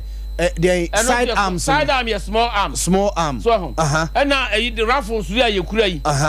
Small arm. Small arm. So, but you were a heavy duty weapon. MG machine gun. And yes, small arm. Na AK-47 a small arm. A kitwa raffle. Na most of your friends say G3 or say G3 a small arm. Okay. When you know a raffle. Today say 80 penetrate way. Different kinds. So, okay. But and the small arm I just say you sue 7.62 wouldn't him say you know bullet in the caliber of the weapon no and ammunition no and yakase so anti-tank weapon and obetimi de afire say bullet van no a obetimi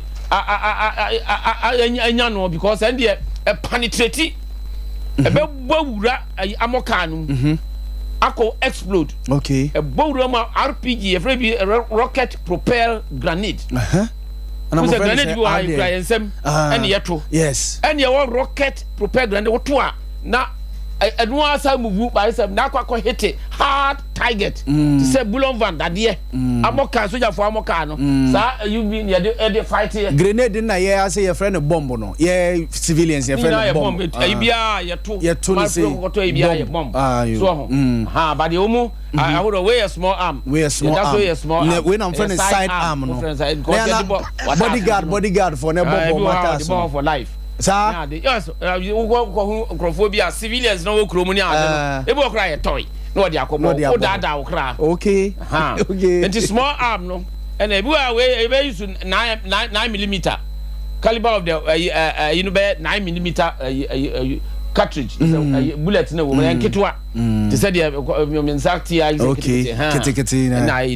I know, and I handy. I'll bet me the arm robbers will use you. I will chrome. Okay. One team go for raffle, but you use AK so. Yeah, because Omukum pressing, you know, I'm fan AK no. Into Omuko use you. Okay. There are so many weapons in the system. Okay. Ghana ha.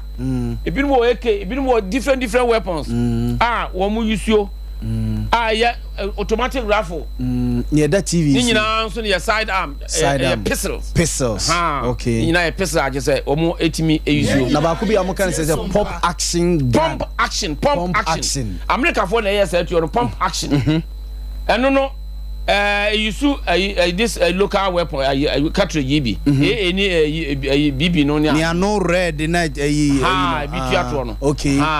Until I know they be the issue. And then it's allowed. Okay. And no, and yet automatic weapon. We are now. Yes, pump action. When I'm friend of pump action. What to know any kokro? No to kokro. But if you answer, what is your one? Just we now they a local one to be no.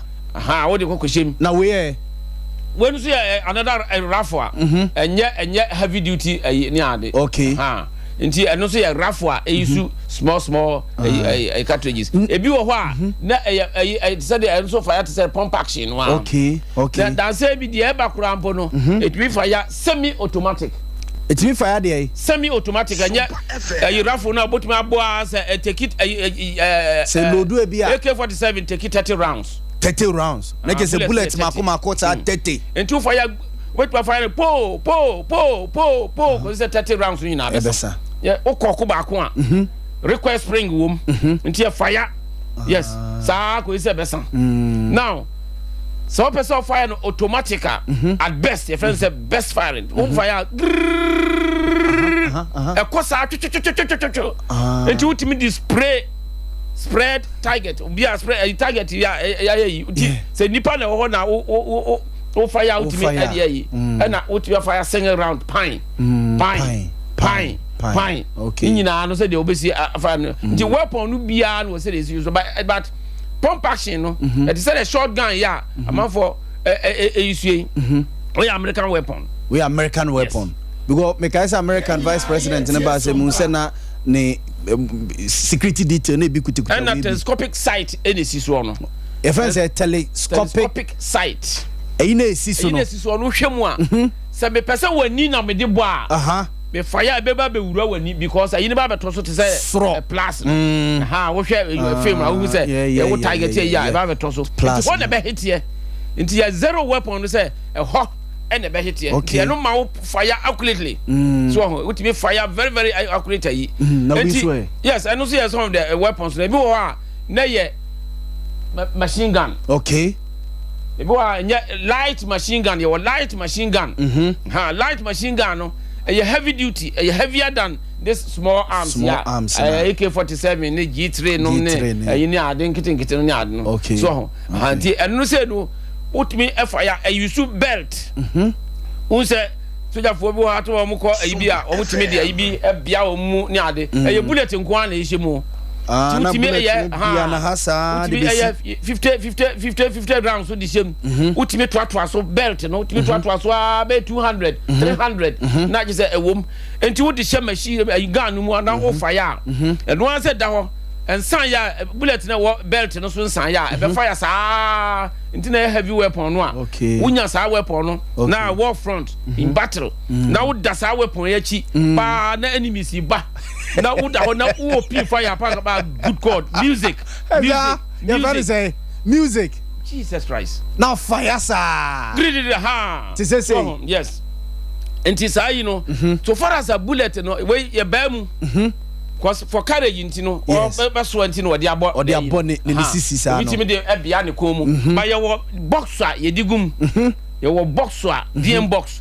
ye digum a wo de ya wo be fix ya number 2 on the gun no ye wo number 1 na wo fire number 2 on the gun no and prepare sa bullet no sa na be fre no ammunition no no wo de abeshem na ade na wakoko kropra wo ja kokko enu an no until say bullet na wo belt mu ebesa no o de oda ho sa nti weapon so ko wo kra machine gun position and now pese wo target here sa enu nti na you see soldier enye democratic institution military no ne de soldier na enye democratic say ye pe this position a enemy no usual ye forces na the commander of the group and also you know the unity no ebetimi ama wo say wo private so far and so on go and take some 5 paces forward and take over under this 3 okay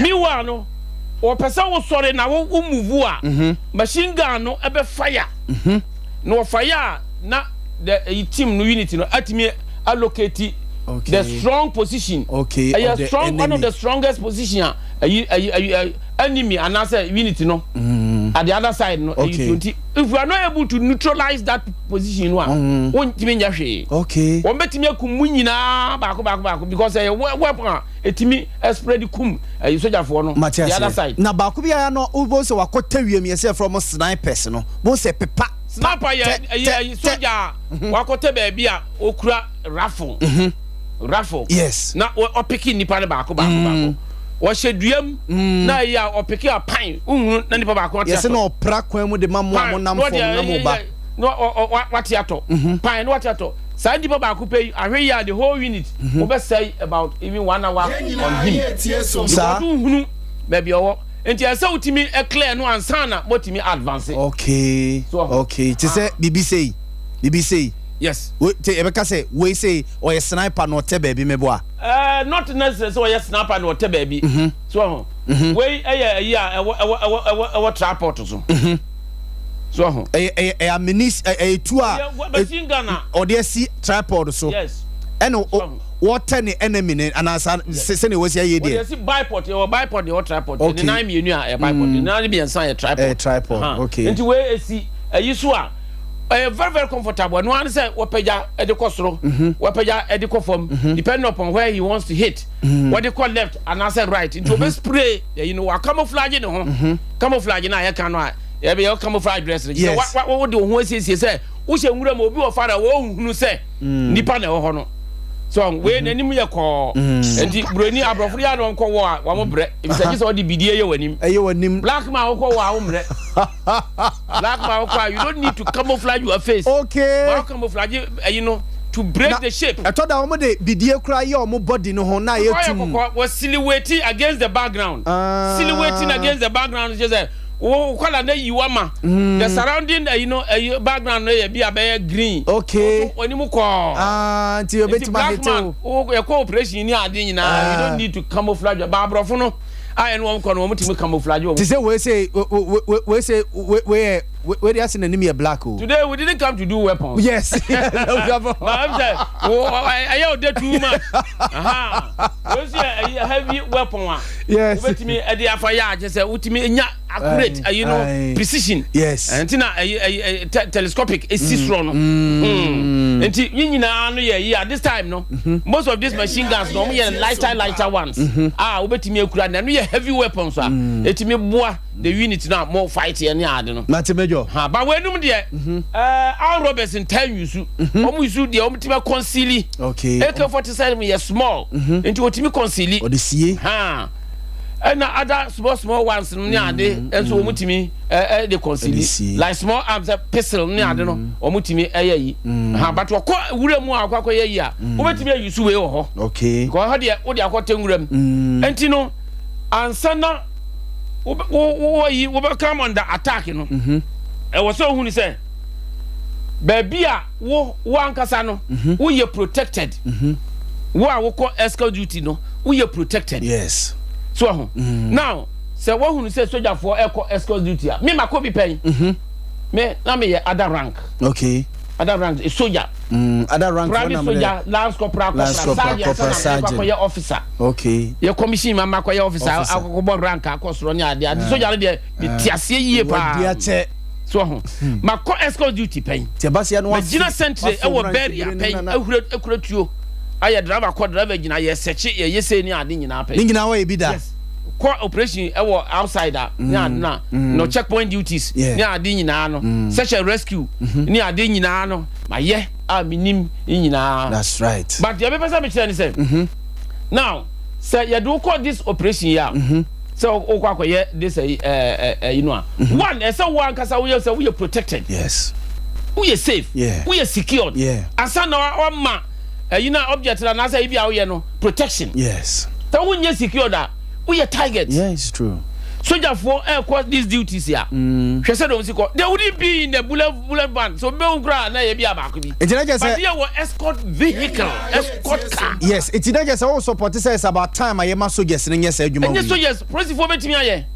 But they shouldn't confine themselves in the bullet band. Bullet Okokoto ambush moi. We are target. You can't do anything. Yes. Any move will be out by piano. You may pick you. Yeah. One person and then two more shakanu. Officer we ultimate someone busi no. Yes. Enti wo mo soldier for kwa. Vehicle nipa be 6. Adequate personnel and fully armed. Fully armed. Ehye wo mo bulletproof jacket. Ehye wo mo helmet. Nyade. Fully armed. Asa wo de bingu obi adwuma ni ase. Ba kwa so say ba bia police ni military perform duty. Na hwe soldier no outfit. Hwe dress odi nyina. Yes. Say bia no ni tuo ekura no. Yes. Alert. Ni sada no so. Na hwe ada security agencies so no mo perform duty no. Ebo okura ni check out. No credit. No chale wate. No credit. Jesus Christ. I've had the occasion to check some of these police are a checkpoint. Ebi kura share omo. Ebi okwa check no kura no no okon.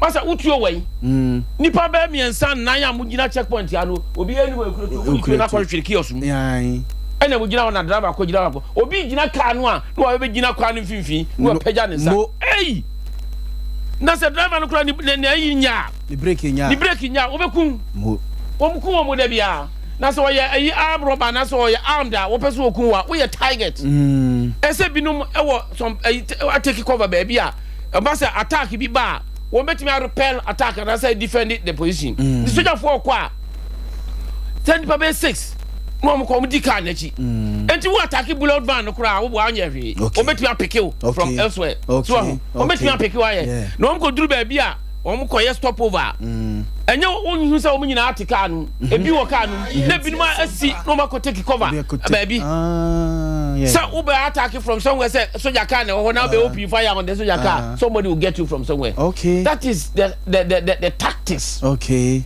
So okay. You want to tactics? Tactics, you know, the movement on the ground. Okay. Tactics. Yeah. Strategy there, the broad outline of the plan. Minus weapon. Yeah. But the use of weapons, movement on the ground, different tactics. So yes, the way you maneuver, I perform that duty. So and your friends are. It is a omu yen said a soldier for no no be. Now omu a different vehicle one a show of force okay actually say force to be di actually eba to me our rubber huna osro and they are protective so you say we are want to say they are armed or we are so prepared say they will pick you, they will take you on. Okay. And so we understand that's what we say there. Na bullet van no so no so accurate say dia untimi mfa small arm and now fast car could am small skin vehicle. This time be me hwe de nam na am say armored a vehicle. Nti untimi mfa tuo kura nkobom ema ne empire na say nkonkoya yi. But the personnel no ekono I will say a escort vehicle. Adequate personnel on board. Fully armed. Well dressed. Not one more aye. I'm baby attack. Yes, you best stop with me now. Okay. I was for the Major Derek Odro, a former MP, a war a year in grandson North. Now we are deputy defense minister and he attending the school once a soldier always a soldier. Nyasa get one why dictate and Pama who say among 4 busa questions or ye page so Felix Opon or say Mr. President okay on has disappointed the people of Kabiri East. Felix Opon zone de no bamprase na na Opon was say the visionary leader Betimali DMP Amanjuku no Kennedy Kwame Akompreko Japan Haba TV or say I need the news editor's number pacho you yate and Stephen Boache also my good morning or if you was a croupon na ono de Dr. Kuto anonim say MPP di to me man obetimali di party ni ye Azizi kusiwu or say keep up the good work here that's say and Antonia Misa also or shey free asenua Kwabiri East Dream House wa and Mr. Anthony Misa was sheying and Stone Ja live and dino and my fuzzy music bob was a good morning many times I think okay yo mate ono so am robbery no so analyzing it here and Frank Asamoah was yes it's true or say in Ghana Evans and Kama or say a police for no womo catch you anketin na basa na officers ni bia compromise yo yate also de no o ebobo ate na ebehin was say say no for there omonto aba ema MPA obeko no de yo abromo ono ne Charles Opoku Jonak or say best program SOMPA FM Amwa Kolenda or say good morning my favorite morning show Ghana Fapim nyame inshamopa yeda say Sarah Owusu Ajiman or say Libya Borga good work anopay yeda must say Amwa Kolenda or say Nempaye nyina ne sen kasa program we ebeba live on TV nenke nyina ya hwebi mate Asare George ya osebe oso hwe show no free agreka braso Mr. Sare Construction hono a ene wo hwe no osra manfo se omonto aba ma Dr. Alhaji Mahmoud Bamia opani kwaku manu o se Dr. Alhaji Mahmoud Bamia ene ye the best choice to lead MPP and Nana Etua Puma or say good morning or enjoy Major Derek Odro papa ne submission anope and nanope odiaku school wa educate yen anope ya enye asem ketwa honorable ekoko from pon so atenase mame mana china me mana kwa banansa na no ye yadwene se ye koto ne tema oil refinery MD openi Jerry Kofi Hensen akwakudi nkomo na ose ontiapo anopai ono na gitum so ne ebedi nkomo no sre se osore ye ne ho nye ne ye nti osre ye se Monday anopade one ye ebedi nkomo nti openi MD a oda tema oil refinery ano ne promise ode ma ye se one ebedi nkomo anopai no acheche ne mamu no osore anopai ne ho nye ne ye kra nti o promise ye se Monday de one ebedi nkomo mama no abo ekoko from pon akwa honorable mache ya medie so ho ye o nyankopan daro me de radia se nkoma ye die de asase ye arehosem osi won kran police officer ye kobo ni tu at least ye hwese ayeko ayeno ayesa this is the fourth adia esi ye tena ho sa hwe ni sa honorable ye nya ne dai ya refusem kan no se me fa sa kwanya yiso no pacho be microphone ma me kakra se me she tuntum wayim me wo fa se okay Your friend no Kojasare, Brofudin, your friend no Emmanuel Usuntim. Okay. Bese na ochibe mienseni na odai one sorry odayu enyumro kodai no ano no suitable nkru 26 amebua next month no yeah ebefeni ma yakọ ma no abusu nyina hyeden sese nia ekoso no emse anodin edu bre sese yetna se na yehwe no ma bi na metie major say enne ni daya meni na hia fidie hia baby pen na okay enne ni down na hia say wo afidie so say ye nhia sada ye wo kan nyina metie pa na mani agye fon so enoma bebre to sina yes see hwe na ye ni ye me menye security person but at least ye mani afie dre ne sebe kwantu kakra ye tutu Nina Yehuno no. Wasaswa had the dissect pain. Oh yes. Yes, several times. Some me was that time no na me wo hono na nsutane be posofo ntokwa bi si ye nipa na we. Yeah. No mani nyina na fe ye security briefing. You know, dissect we head of this security. Yes. Sydney any security people ni here na briefing. No ma ye koso na ye ni nye. Na Yankupa Daroma, you know, ye tutu kwan hu se ne nkrofo bi wo mo bambo se mo ye no na odi tuye de ho a hu se ya na bribi ho a no to sini kakra. Okay. Me kai se me call Uganda. Me kodi base week na ye wie program me call conference me ka time se me ne baba jama akra no ko well me de be ko 2 ba ko ne ne ko ye na na ebum na the other one so na me as NALAC president no okay na ye wo Commonwealth Local Government Association and also program bis me nyina ko boss na me ko ye nti me di be week anwumre wo na mo a said they ha wo mo ye you know checks na prosifo gina wa ho no de ebi wo ha prosifo na bi gina wo ebi wo ha sojafo na bi gina wo na ha hu se wo mo ye ya bi wo ha no de torchlight ahwem yeah, na oko. Uganda wo manya ne sa. Uganda. No. O manya ne sa. E na face so o mo gina wa. O mo be wura kan mu. Anadwuna sem na meka wo. Wura kan mu a obemu abie wo ai letterbox. Na di ayina ya gearbox is gearbox no ya na di no magu no. Me be say ya. Your friend is a grab. I'm friend say armrest to say the no. Yeah na dey bi e wo gearbox no ho ya na yeta de especially for wheel drive no de no okay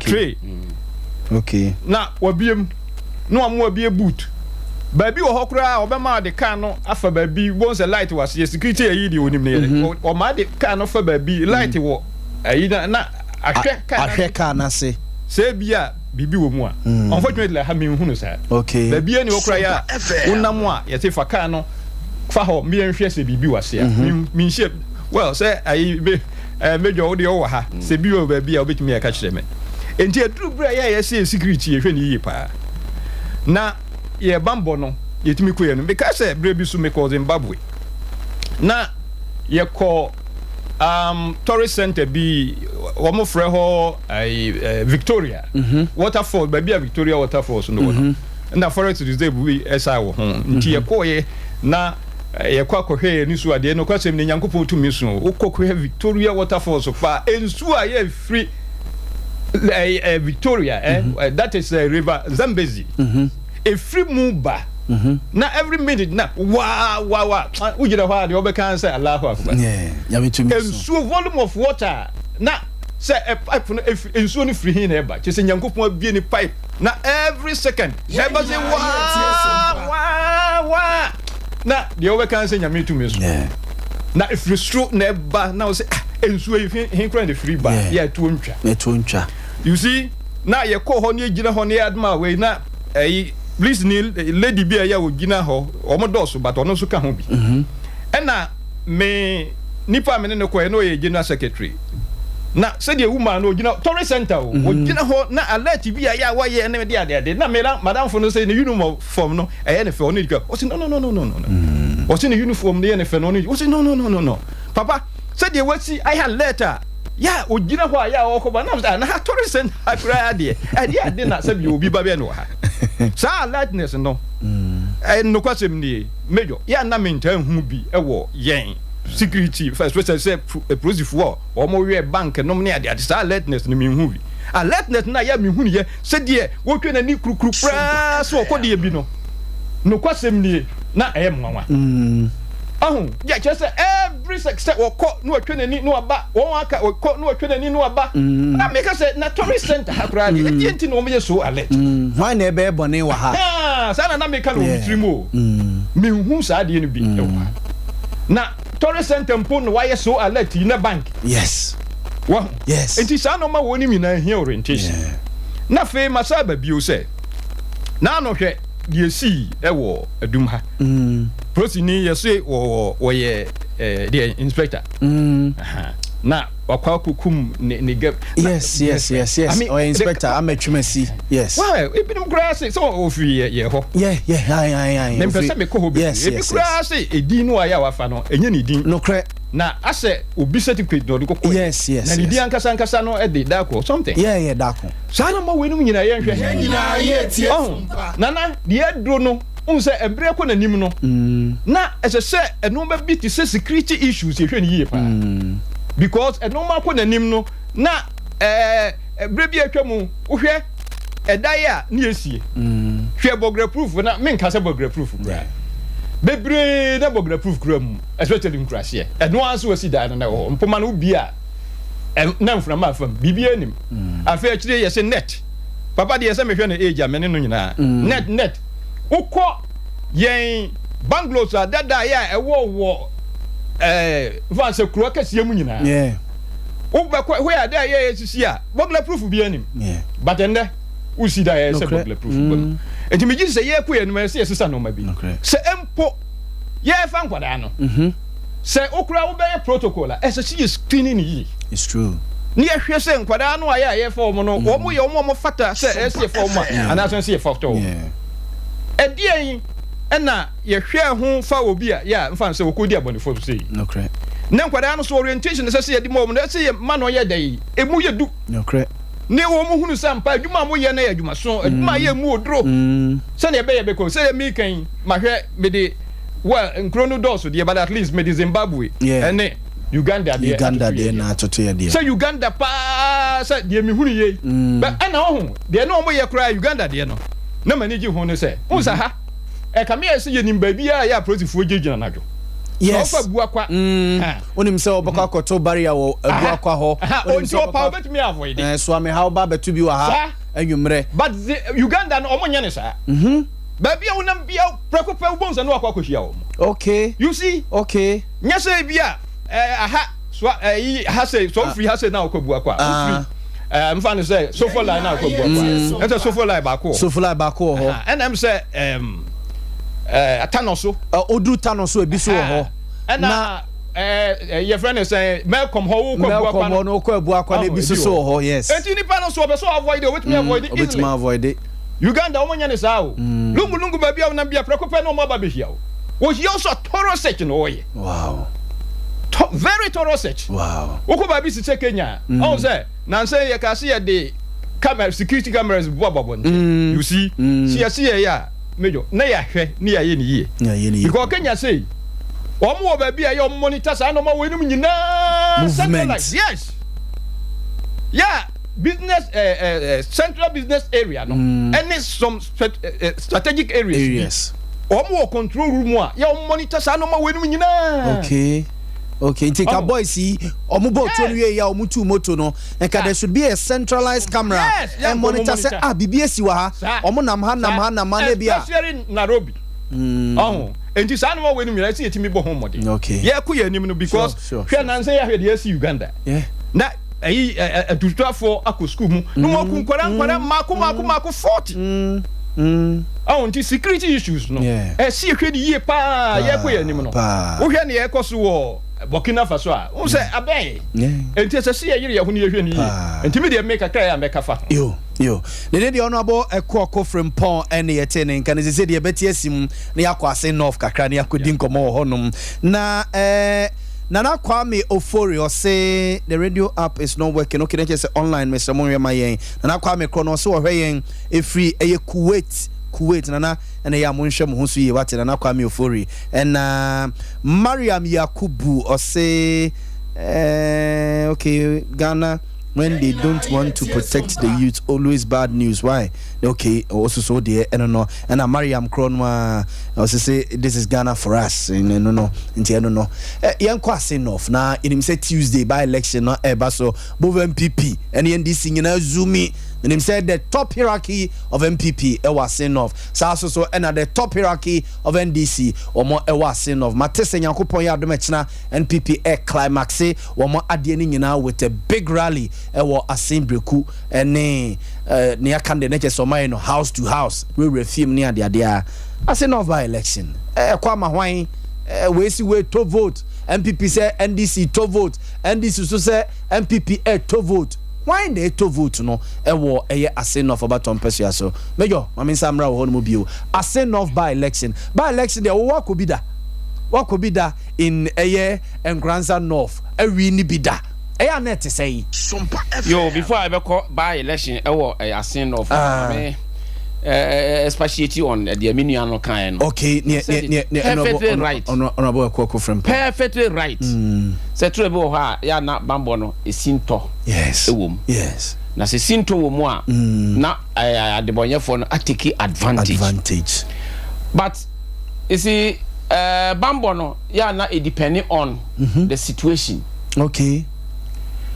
Oko war-torn countries no a omo fa bambo ni agro. Okay. Okay. Amama na kontokwa pen. Okay. So, uko Uganda. Yeah. You worry was when you was wine. Museveni. So the Oba power. Yeah. You compound what they buy.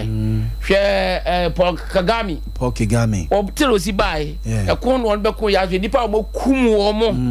Rwanda. And son of ya. Share DR Congo. Operation on 2 occasions. Okay. Now they peacekeeping operation. So and you know these countries, you know, one more a situation, you know, a different from country and water. Okay. Country asumdwe ho na obi ansum pese obe disturb asumdwe no just imagine so move 1 2 3 na asecho yes bi obagim for scarcity e be take so long a period na asecho one car. Yes, until so ka say o search every vehicle ahwe amanfo ntimi enko ye o madwuma no correct, but trouble ha depending upon tip of our 2 months to barrier and okra no ya na at random. Yeah, random search sana operation here for random search ebia every 4th car bia no randomly. Okay, 4th car bia no be search and now every white car bia no be search and now every the situation. Okay, so okay, but we all say the price of peace of peace is vigilance. The price of peace is vigilance. So we are what I can say alertness. We are so vigilant. Ghana, you're very, very, very, very, very vigilant, but you don't see. Sir, it's a police state. Okay, you don't see it. Man for a num. Taxis echo, truckers echo, one way a lot of them are security people you don't know. They are national security people. I am telling you. What pama dia ye defense intelligence, be a police intelligence, be a national security, be a uniade. That is why we have this peace in the country. Okay. And to make say you open. Okay. The menu no cano. CCT camera, big ones, no. We don't them corona here. Street it's being monitored in Accra. Okay, that is my another point. Be so Kumasi. Accra, Kumasi, Takra, this time big cities in national security. Expert and monitor. Into a guy say, "You're quite so." Swami has say, I say, "You be what I was to say the CCTV camera church and you saw big national union. And they see it. And this is but now no. They are getting police for edge information from national security information room. Okay. Tomoji. Camera ni ade omo horo. Okay. You will not hear yeah yes akwakochi wo mo a enti wo fi say Burkina Faso problem na esi ho no na lapses bebre ewo okay omo de toto ye de no ku na omo ye no de toto Ghana your security I wo ha the way we were so vigilant enunti na ma bibi enya sa terrorist attack no because we are making that co shopping mall, co beaches, co recreational grounds, yeah, the hotels, yeah, the security people are there. Okay. You don't see them. Okay. You better. So we be scared. Hey, dear Nessie, dear Nessie, I say, if it is not necessary to search you, nobody will come and search you. But you be monitor. Okay. You want modus operandi, the mode of operation. Yes. You monitor. Because of about search you what, a be cause embarrassment to you. Yeah. And the idea anymore, maybe are a suspect. What we are what dealing in time, but as part of security. So, and then also, monitor wow, baby, I'll be calling and a Montreal betuo biano. Baby, I'll part of security. Okay. And the betting me, I cause sensation and cause where you know, and you know. Okay. I show me security, no, and also papa. Okay. And a physical deployment.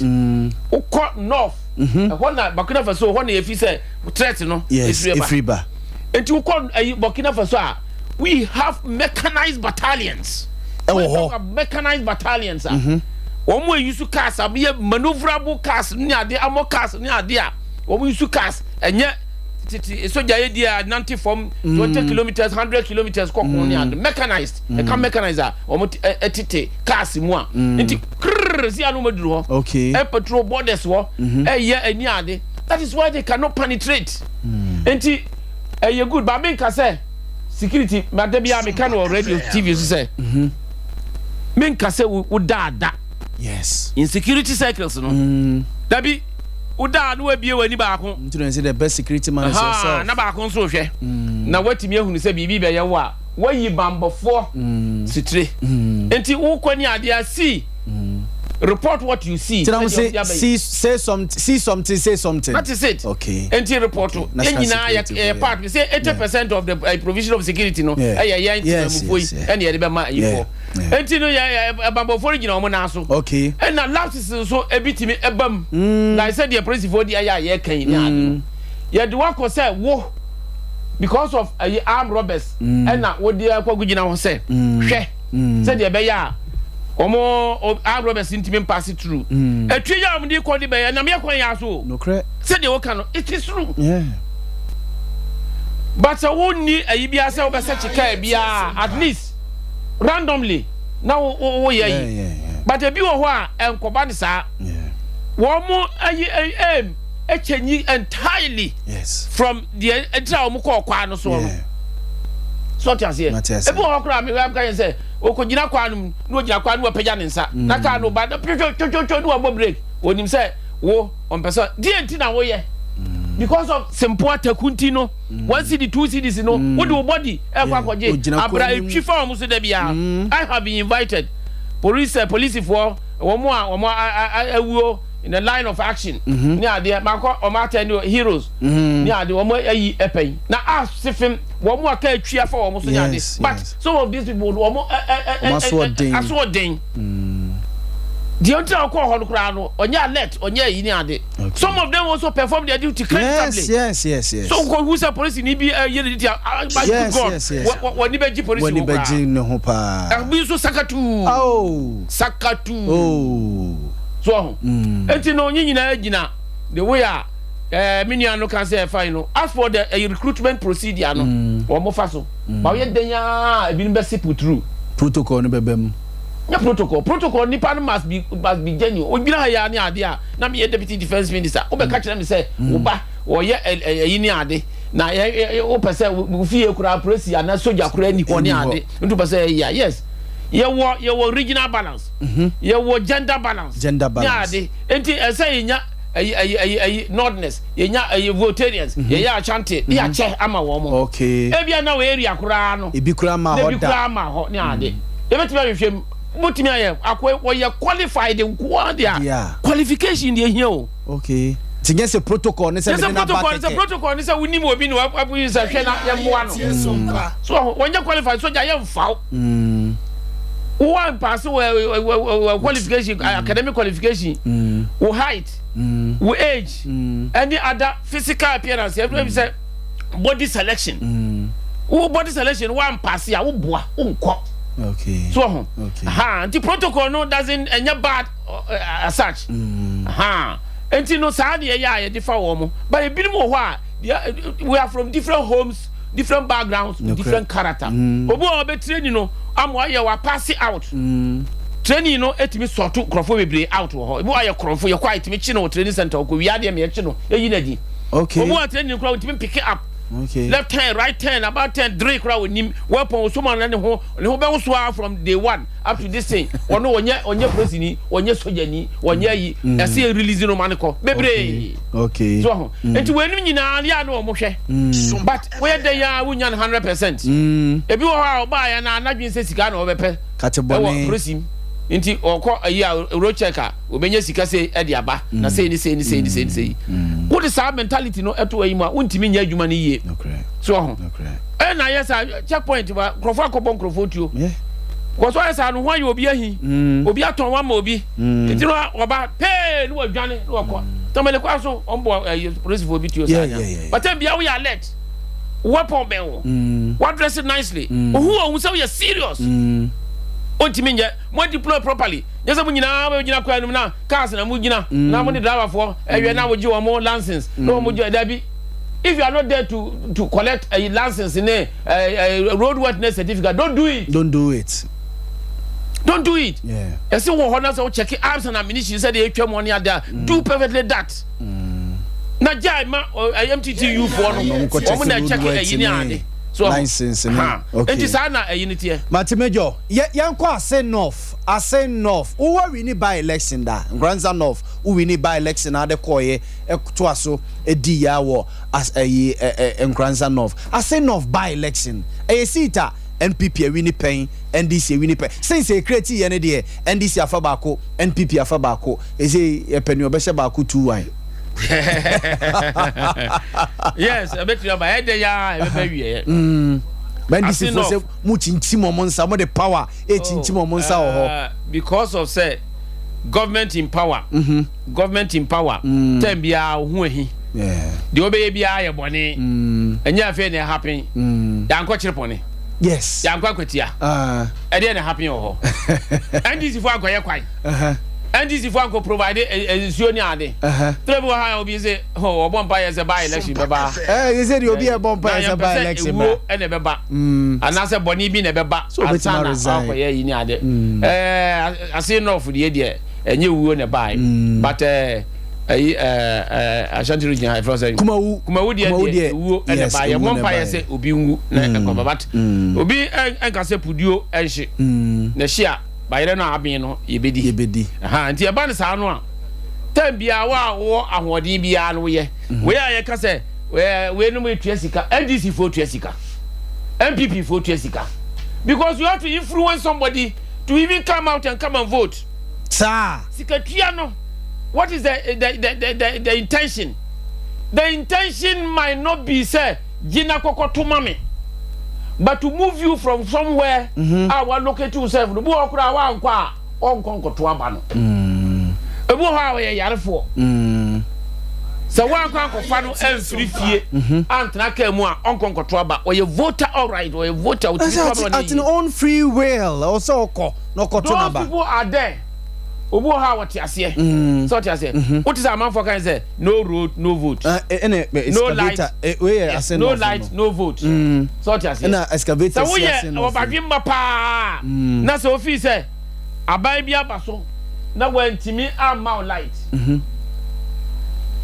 wantimi ama road the answer obwini ne say sa abai no na ya wono na any problem say wonni ayi ebi won kura enya ba no ba so betutu quota no free ayi so but from generation kwa me chroma time unya quota da who appeal for quota na appeal for quota sre ni eva mo say ye che national cake no a ebi be duru so so ha enti no electricity no vote do yin na no ye kan kwa Eden ebinim boka to aba no one to ebinim beto na wo mo ka no vote no wo mo kra na to aba no yie pa omo ye no road no vote the officer wantimi amoa wo no hwe ade pa nipa na ye aba na otiso no aye against the obi a wo so abetra so ya like say aha Ghana ha MPP NDC hwe the NDC atimi aye na hwe the MPP atimi aye enti ne yakwakoto aba no a obi a pese o provide bibi e ma hu say wo hwe sa ne ma no so na wo de aye enti from day one aba be ba so no we starting the project. Most of the projects now ni nyina no you don't wait until say boni bi be ba ho ansa no aka yen say yen konko bo omo enye deaf okay because say unya ewuo ewo okrom na bia infan say nyame fa sa mba president bi ewuo okrom big man bi ewuo okrom ni ade o ba nipa bebre bi no free achichiri bencheye ena eba ho ti wo kwanya eso mu siesie se de ba nipa ba bonchi bonka kese na wo famu no aba be yi so ntina mu ye we nyina wo hoyi so ho enu ntino that is quite different aba bie ni wa aba by election time I wo because chirpon ni nyina but then this time most of this infrastructure na ekoso why because media e betu can say they want to open up the place say nipa bebrebe e be ko ni ade two eso mo ya gun say one more stamp one more position say ampa ye bae no ya ye bibi e de amount na mo ba ya de na mo anya ne dada that is the situation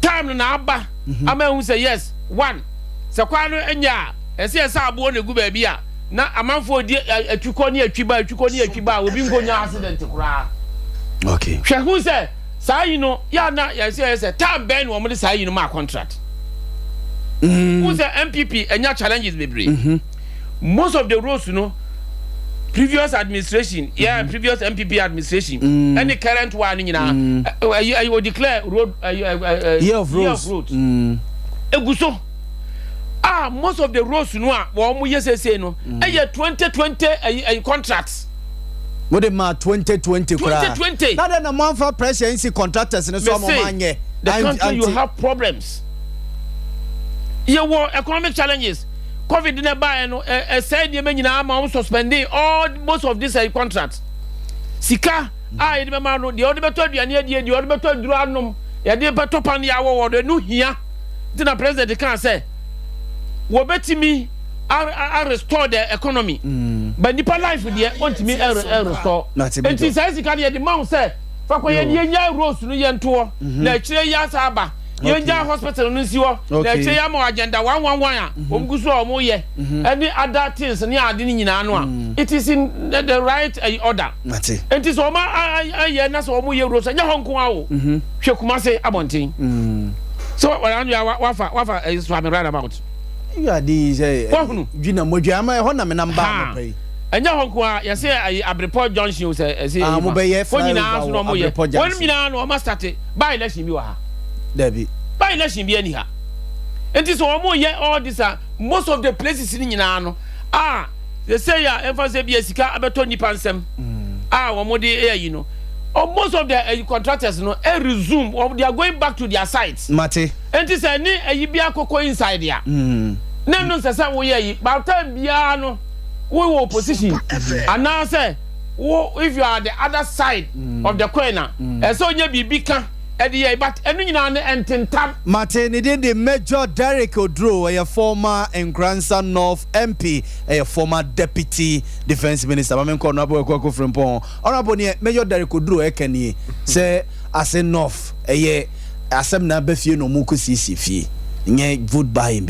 Oh, well, Mekai said the last time I am a Bahasi, many, ye ho. DC. Yes. One other guy. Pozo. Prince Obria Boa. Financial expert. And I went to me a mine. So now, Tia, okay, say, ye DC, ya own Sutaka, my Nessa, a year crab befia. You see, or patch by Mike and a year crab befia, you see, Tia by election, you see a cuckoo, see what to say. major aircan na enye bona me kai say obri ebu aka che nse masa we dey me no onya adwen na oman ye wo development plan yen hwese ye be follow but before say men san go forward no me di we atwam no me dey like said we need me free Kesman time no yeah say me we invite me say memorial program ma buy was so no eno sa break crowd dey make me say oh ebi a buy car na me dey buy but eno crowd you put in effort so bibia wo ye na wujai ansa na waba ebi anka sa de no crowd ko ye na ebi anka e weekend crowd no ne ade de ebi anka e be ma mfa so enye ebi a abaya adwuma me pese memra no nya de me babaye ne say ebia no ma bia enko yiye wo mabai mu like you know me from the days of Kesman yes nya no ntina me waste me time no maba obi fufuro be ya fine na say bia ye beto aba na me a minim say empuntudwuma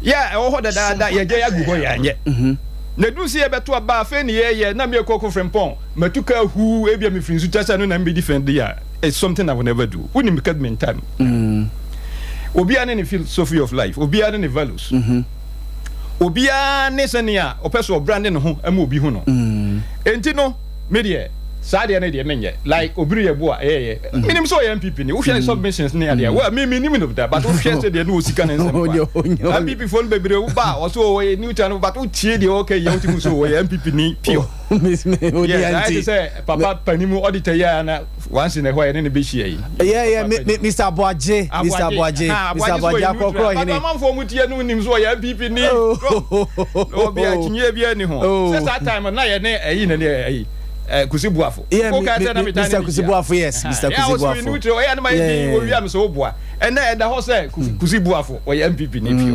You see, Entino media may imagine. Say a NDC in the power. And ye quiet by election. And Obian become one the idea. Oh, fresh a bear discussion. Say you know near Babaya. Media may per se. Mimpe me ho 70 mema because me feel say me Tibua. Yeah, ye too lively. Tibua ye bufontem. Tibua yeah, because conscience because of me orientation minya you know as you ntiti sorry yeah me di kai call ye sa sorry no enye very popular because they coding ye friend no gidi first century gospel na sorry ye nya duro okay bi kura wanted that sa sorry bi wo Ghana ha o mo nya duro so almost 30 years and then yes okay gidi no mo say yes and you know twi mu de omo fe ne gidi yeah din su tato nsu ba bia ya sebe ye wo me a na say ko school kakra ansana you know me free for bra minu an nchen e wo kuma se hase obi anim se sa story na ye titi me ko secondary school ko na me ko se dru bra bi na me jai because obi feel say oh say o yare na se dis empire na abo na nyankopon asa o yare dia e so anytime bia hu se wadwin mu fan entiti ya me de ateteme ho enti media me nya ne sa but means anka biu me kai say me cause Zimbabwe no that time na Changirai ene Mugabe o mo ba be election se me de tutu o mo time on be election ne Ghana ye be election a senia ya ho boa ni sika ese no no kwasem ni Ghana ye be election ye se sika o ye se sika papa enya sem ketu o sika ya ye se no mama ha sei va ye politics bu say yan hye so a ne yan hwe ni ya yanko yanim da tini eto aba wie bia no minus ye sika nyina yes sika papa sika no so ye nyina ye sika ne ye se no enti ye kan so we no che no ma ye che no mra mbe de me so me point no say NDC de omuni aba ebo ti be din say bi ombetumi aba e de aba sika akwakwa ye sa but the aba mu de the probability say aba sika no de be ye no e greater say NDC de o se ya minim say e aba sika e no bombe do no ya ba sika no de be anje bie kura hwe ka do ya butu ye ekokuma mu no me gira wo me hwe sa me ko bi we say nyame boa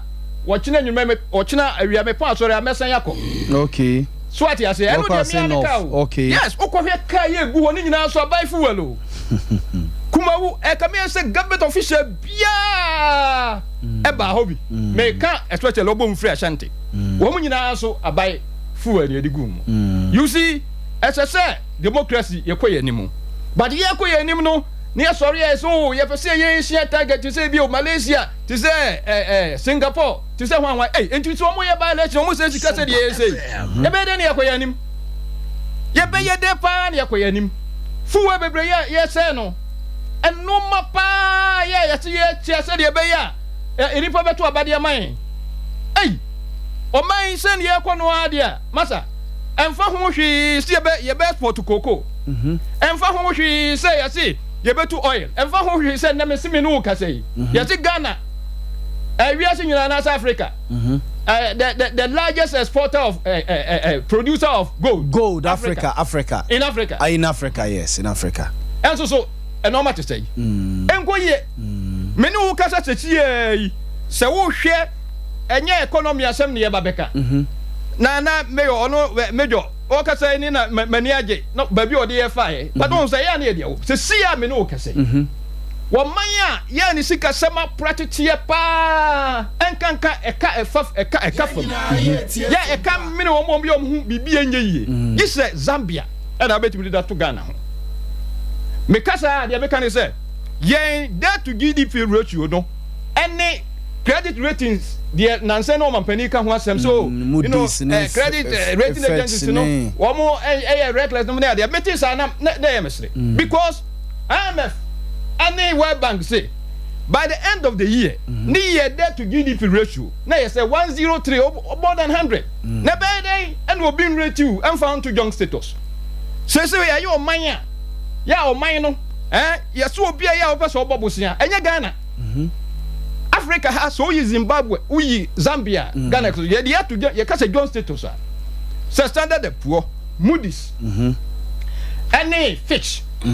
Yeah, major 3 major rating agencies. One see yen, you can say Jonga. Yes, as a open or maybe a bon Bosiania Ghana. So Ghana Bosia to say, Odosika at to ball.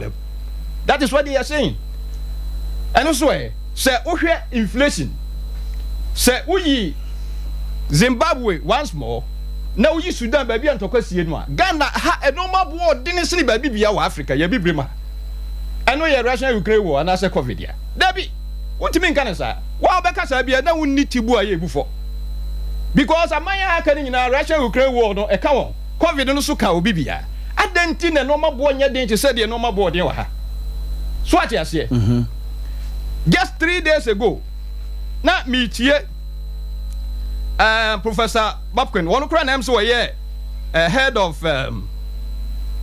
head of University of Ghana Business School, University of Ghana Business School. Alfred Bobkin, yes. Bobkin. Yes. Alfred Bobkin. Yes.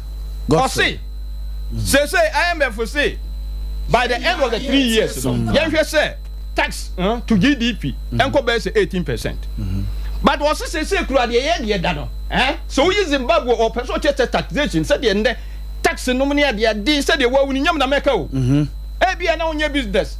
Ebia na no ma ya wo ye no ebia na wo de tax nkan ebia na jakatuya ya wo je no no kwa why na tax nkan no masa what see so you Zimbabwe tax to GDP ratio Ghana ha before see ekosa akora na eche ba bibia just 3 days ago okay joining with na what's it? I say no. Maybe I don't need it. I say no for the now. Me I want me now. What do you say? What can you say? This I made hear me na make. Yes no no. Na me chebu say. Yes I say no. So what you say? Yes sika dodo. Afei ni asaba. I say no. Baby say dey tie bia no Tuesday beto aba. Media MP for nya ka say nipa no aya wagida no.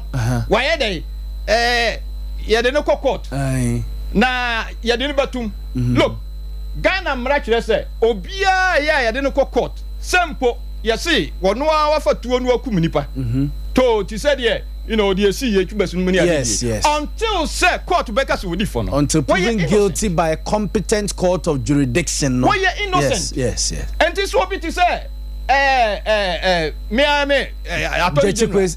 Godfrey Yaw Boamah. Yeah, okay, cause until the nature you catch no. You don't say that because first and foremost, no. We are Minister of Justice. You can say Minister of we are Swafwa. Pepe ye uyomu. And son why you buy crutch yeah, dear Samba Udi Babai.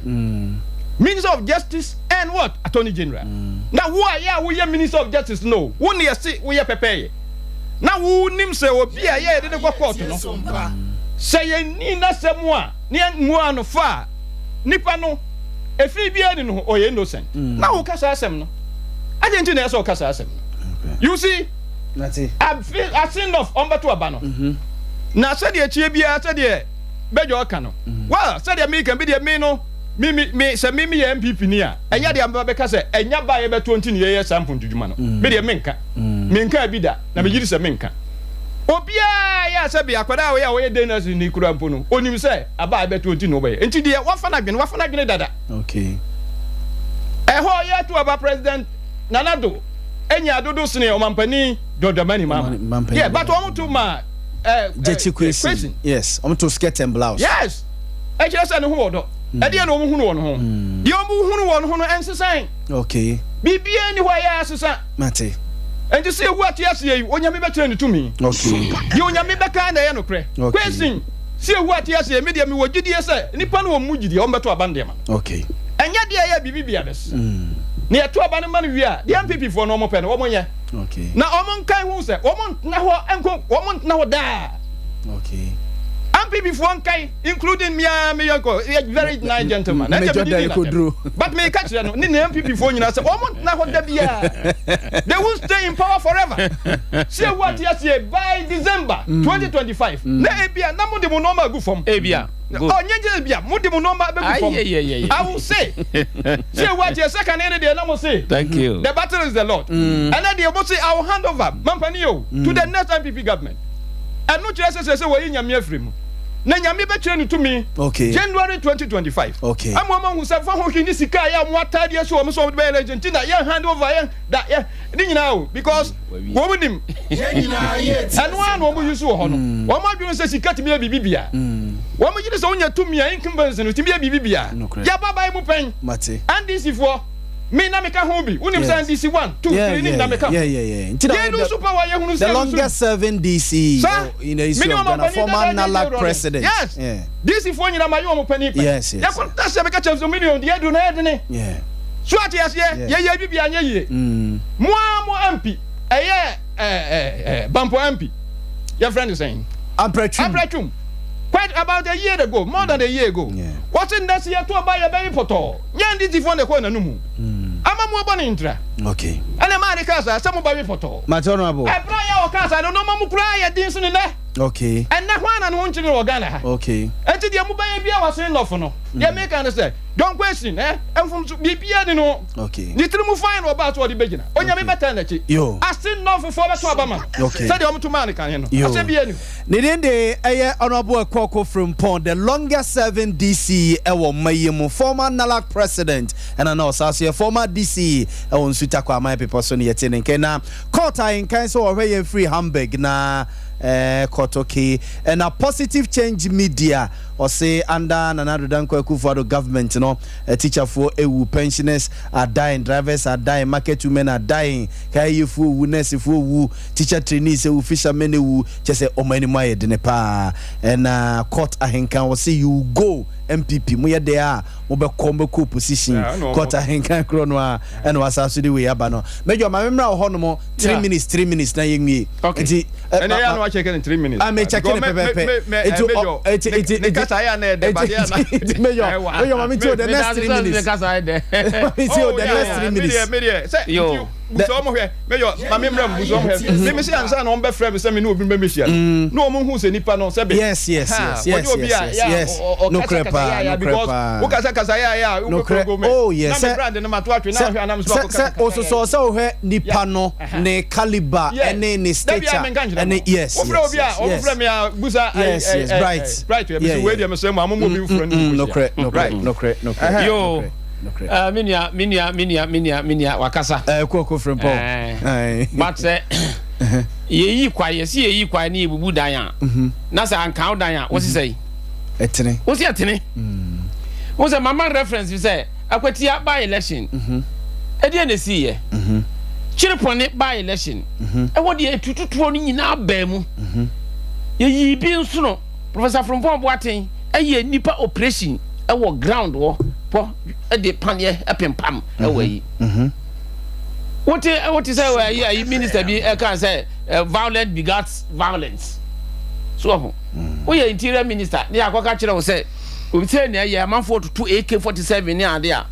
As some year no. They NDC time.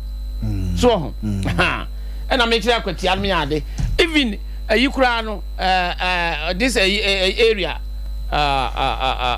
Atiwa NDC organization nanado koka o dai bi dai no Atiwa nanado koka o dai bi dai no wose Atiwa ye bibi kakra wa Atiwa da bia na yesi esuro but you was a movie ni winning yes Atiwa movie ni why almost stronghold Atiwa yes winning anenti na winning ye wo mo no what candidate no wo mo pe no two there abanya abaso aye bia ma wo mo no ene wo mo hwe so ye hwe issues ene ye de ye enye patapa enye atemnie enye say ye twika pa woman organizer atwika fa nipa so nipa da so nipa ya akokɔ oh sa se wenim nyina no happy ba ya na ye wura fi se sa de ma wenim nyina na happy pen nti ye ka na ye minua no kasa wo se woni wo so kwana sa ye ya woni o kra na ahwe a wo ma anasa ya se ma ka dokore ene wo beka ene ma refer no bie no so yes esiwo asen asen ayi no ye hwe issues opani no a opoku no a ogina ma MPP no chasopoku wa ye bia mo pen ho na ofire NDC fo anka se won to aba wo ho anya issue bi no kan ba emra no kire se won to aba wo ho ntimi nyina emra no kire sa wo ho na ofire watena free won kwada abere ma ye bibia wo ye qualified sa wutimi ekoto akoye ekogina eme ye to aba wo electoral commission ba be kan enti so obi the point bi pese odi tia wo a se kana amanfo ka se question who you be a court criminal offense enti no say me no dia and come in here because say 50-50 obi akoya me na to madamu sakande no me committee now the same committee so our defense and interior omo ye no omo sa de kokoto mu Mate enti akotra no enti suggestion and obi di ka say bia say but at grown there any form say eden ya e beto Mate emmo numero no that day 27th no na results na ba dia wotenentene dia wo chianchia enti say we no on penu a on beto ama opoku say question no on pa kasa ye ka bebre nyina no at the end of the day no okay kwantintin bia no ewie wa aboboano honorable mamintie o honorable okoko say the all kan kwantintin bia ewie wa aboboano enti no media the make can say 3 minutes no the make can say na me hwe say 3 minutes per oh say you see ni ewo mu a me can say eso try o family ni bi kakra we are ni bi and the music sakande anyway die no quite different Adamu Dramani sakande die no Boko Central first and foremost at the time I didn't go court no still no hold dual citizens time o court nyina court no hold dual citizenship okay at the time all enter parliament yeah the time all file nomination and na ni citizenship no what the letter ekokra so or renounce so letter wo ho say or renounce so na enwie peye what you see no the letter ko Adamu Sakande no fa letter bia nko say or renounce so the British citizenship nanya no nko no sa wo Burkina Faso passport ya immigration ya obedi adanse MHA no kire say okọ airport no mu ne ade wo side the Burkina Faso de no kura ko okay enti obi obekasa Adamu Sakande de no ne we say de ne yepa bi anya no kure ye wura question abra ye beto aba offer nomination na onwie ye beto aba make December 2020 no na oye Ghanaian citizen because no renounce at the time ye beto aba no enti ye yi no all parliament no now allegiance to any other country apart from Ghana. But saying not all filing all filing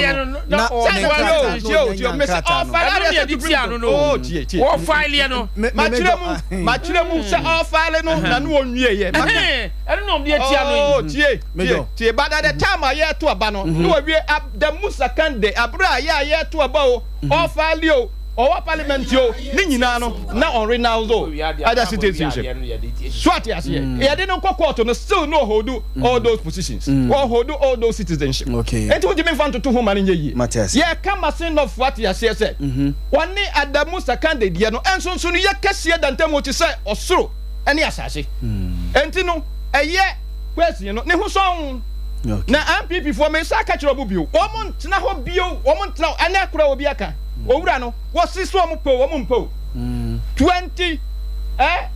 2025 December sabra no mo bo mo na me nua ayi Derek wo baba ha no no oba ha se obi o opposition na nyu obi ya o power ya wo kasa tumi so eya wo mo a Ghanaian party NDC nya Ghanaian party wo nya foreign party etu ba nya hwe se de 2016 ye ba ya sa so betimi amba se de mo power ya me mo opposition enya hwe se de abo o nam sa no da sande tie abo o so se de o nam no sa no da mi ko opposition ko me hwam hu ye ma ye kama na me de ko opposition ma ye kama so we ko opposition I mean ye itiri minister ba ya tam na so said any power ya mo baye na mo ekọ opposition ya baye na ya sa ko opposition ya ma sa je sa na mo ba sa ya ko mo ye munnim sa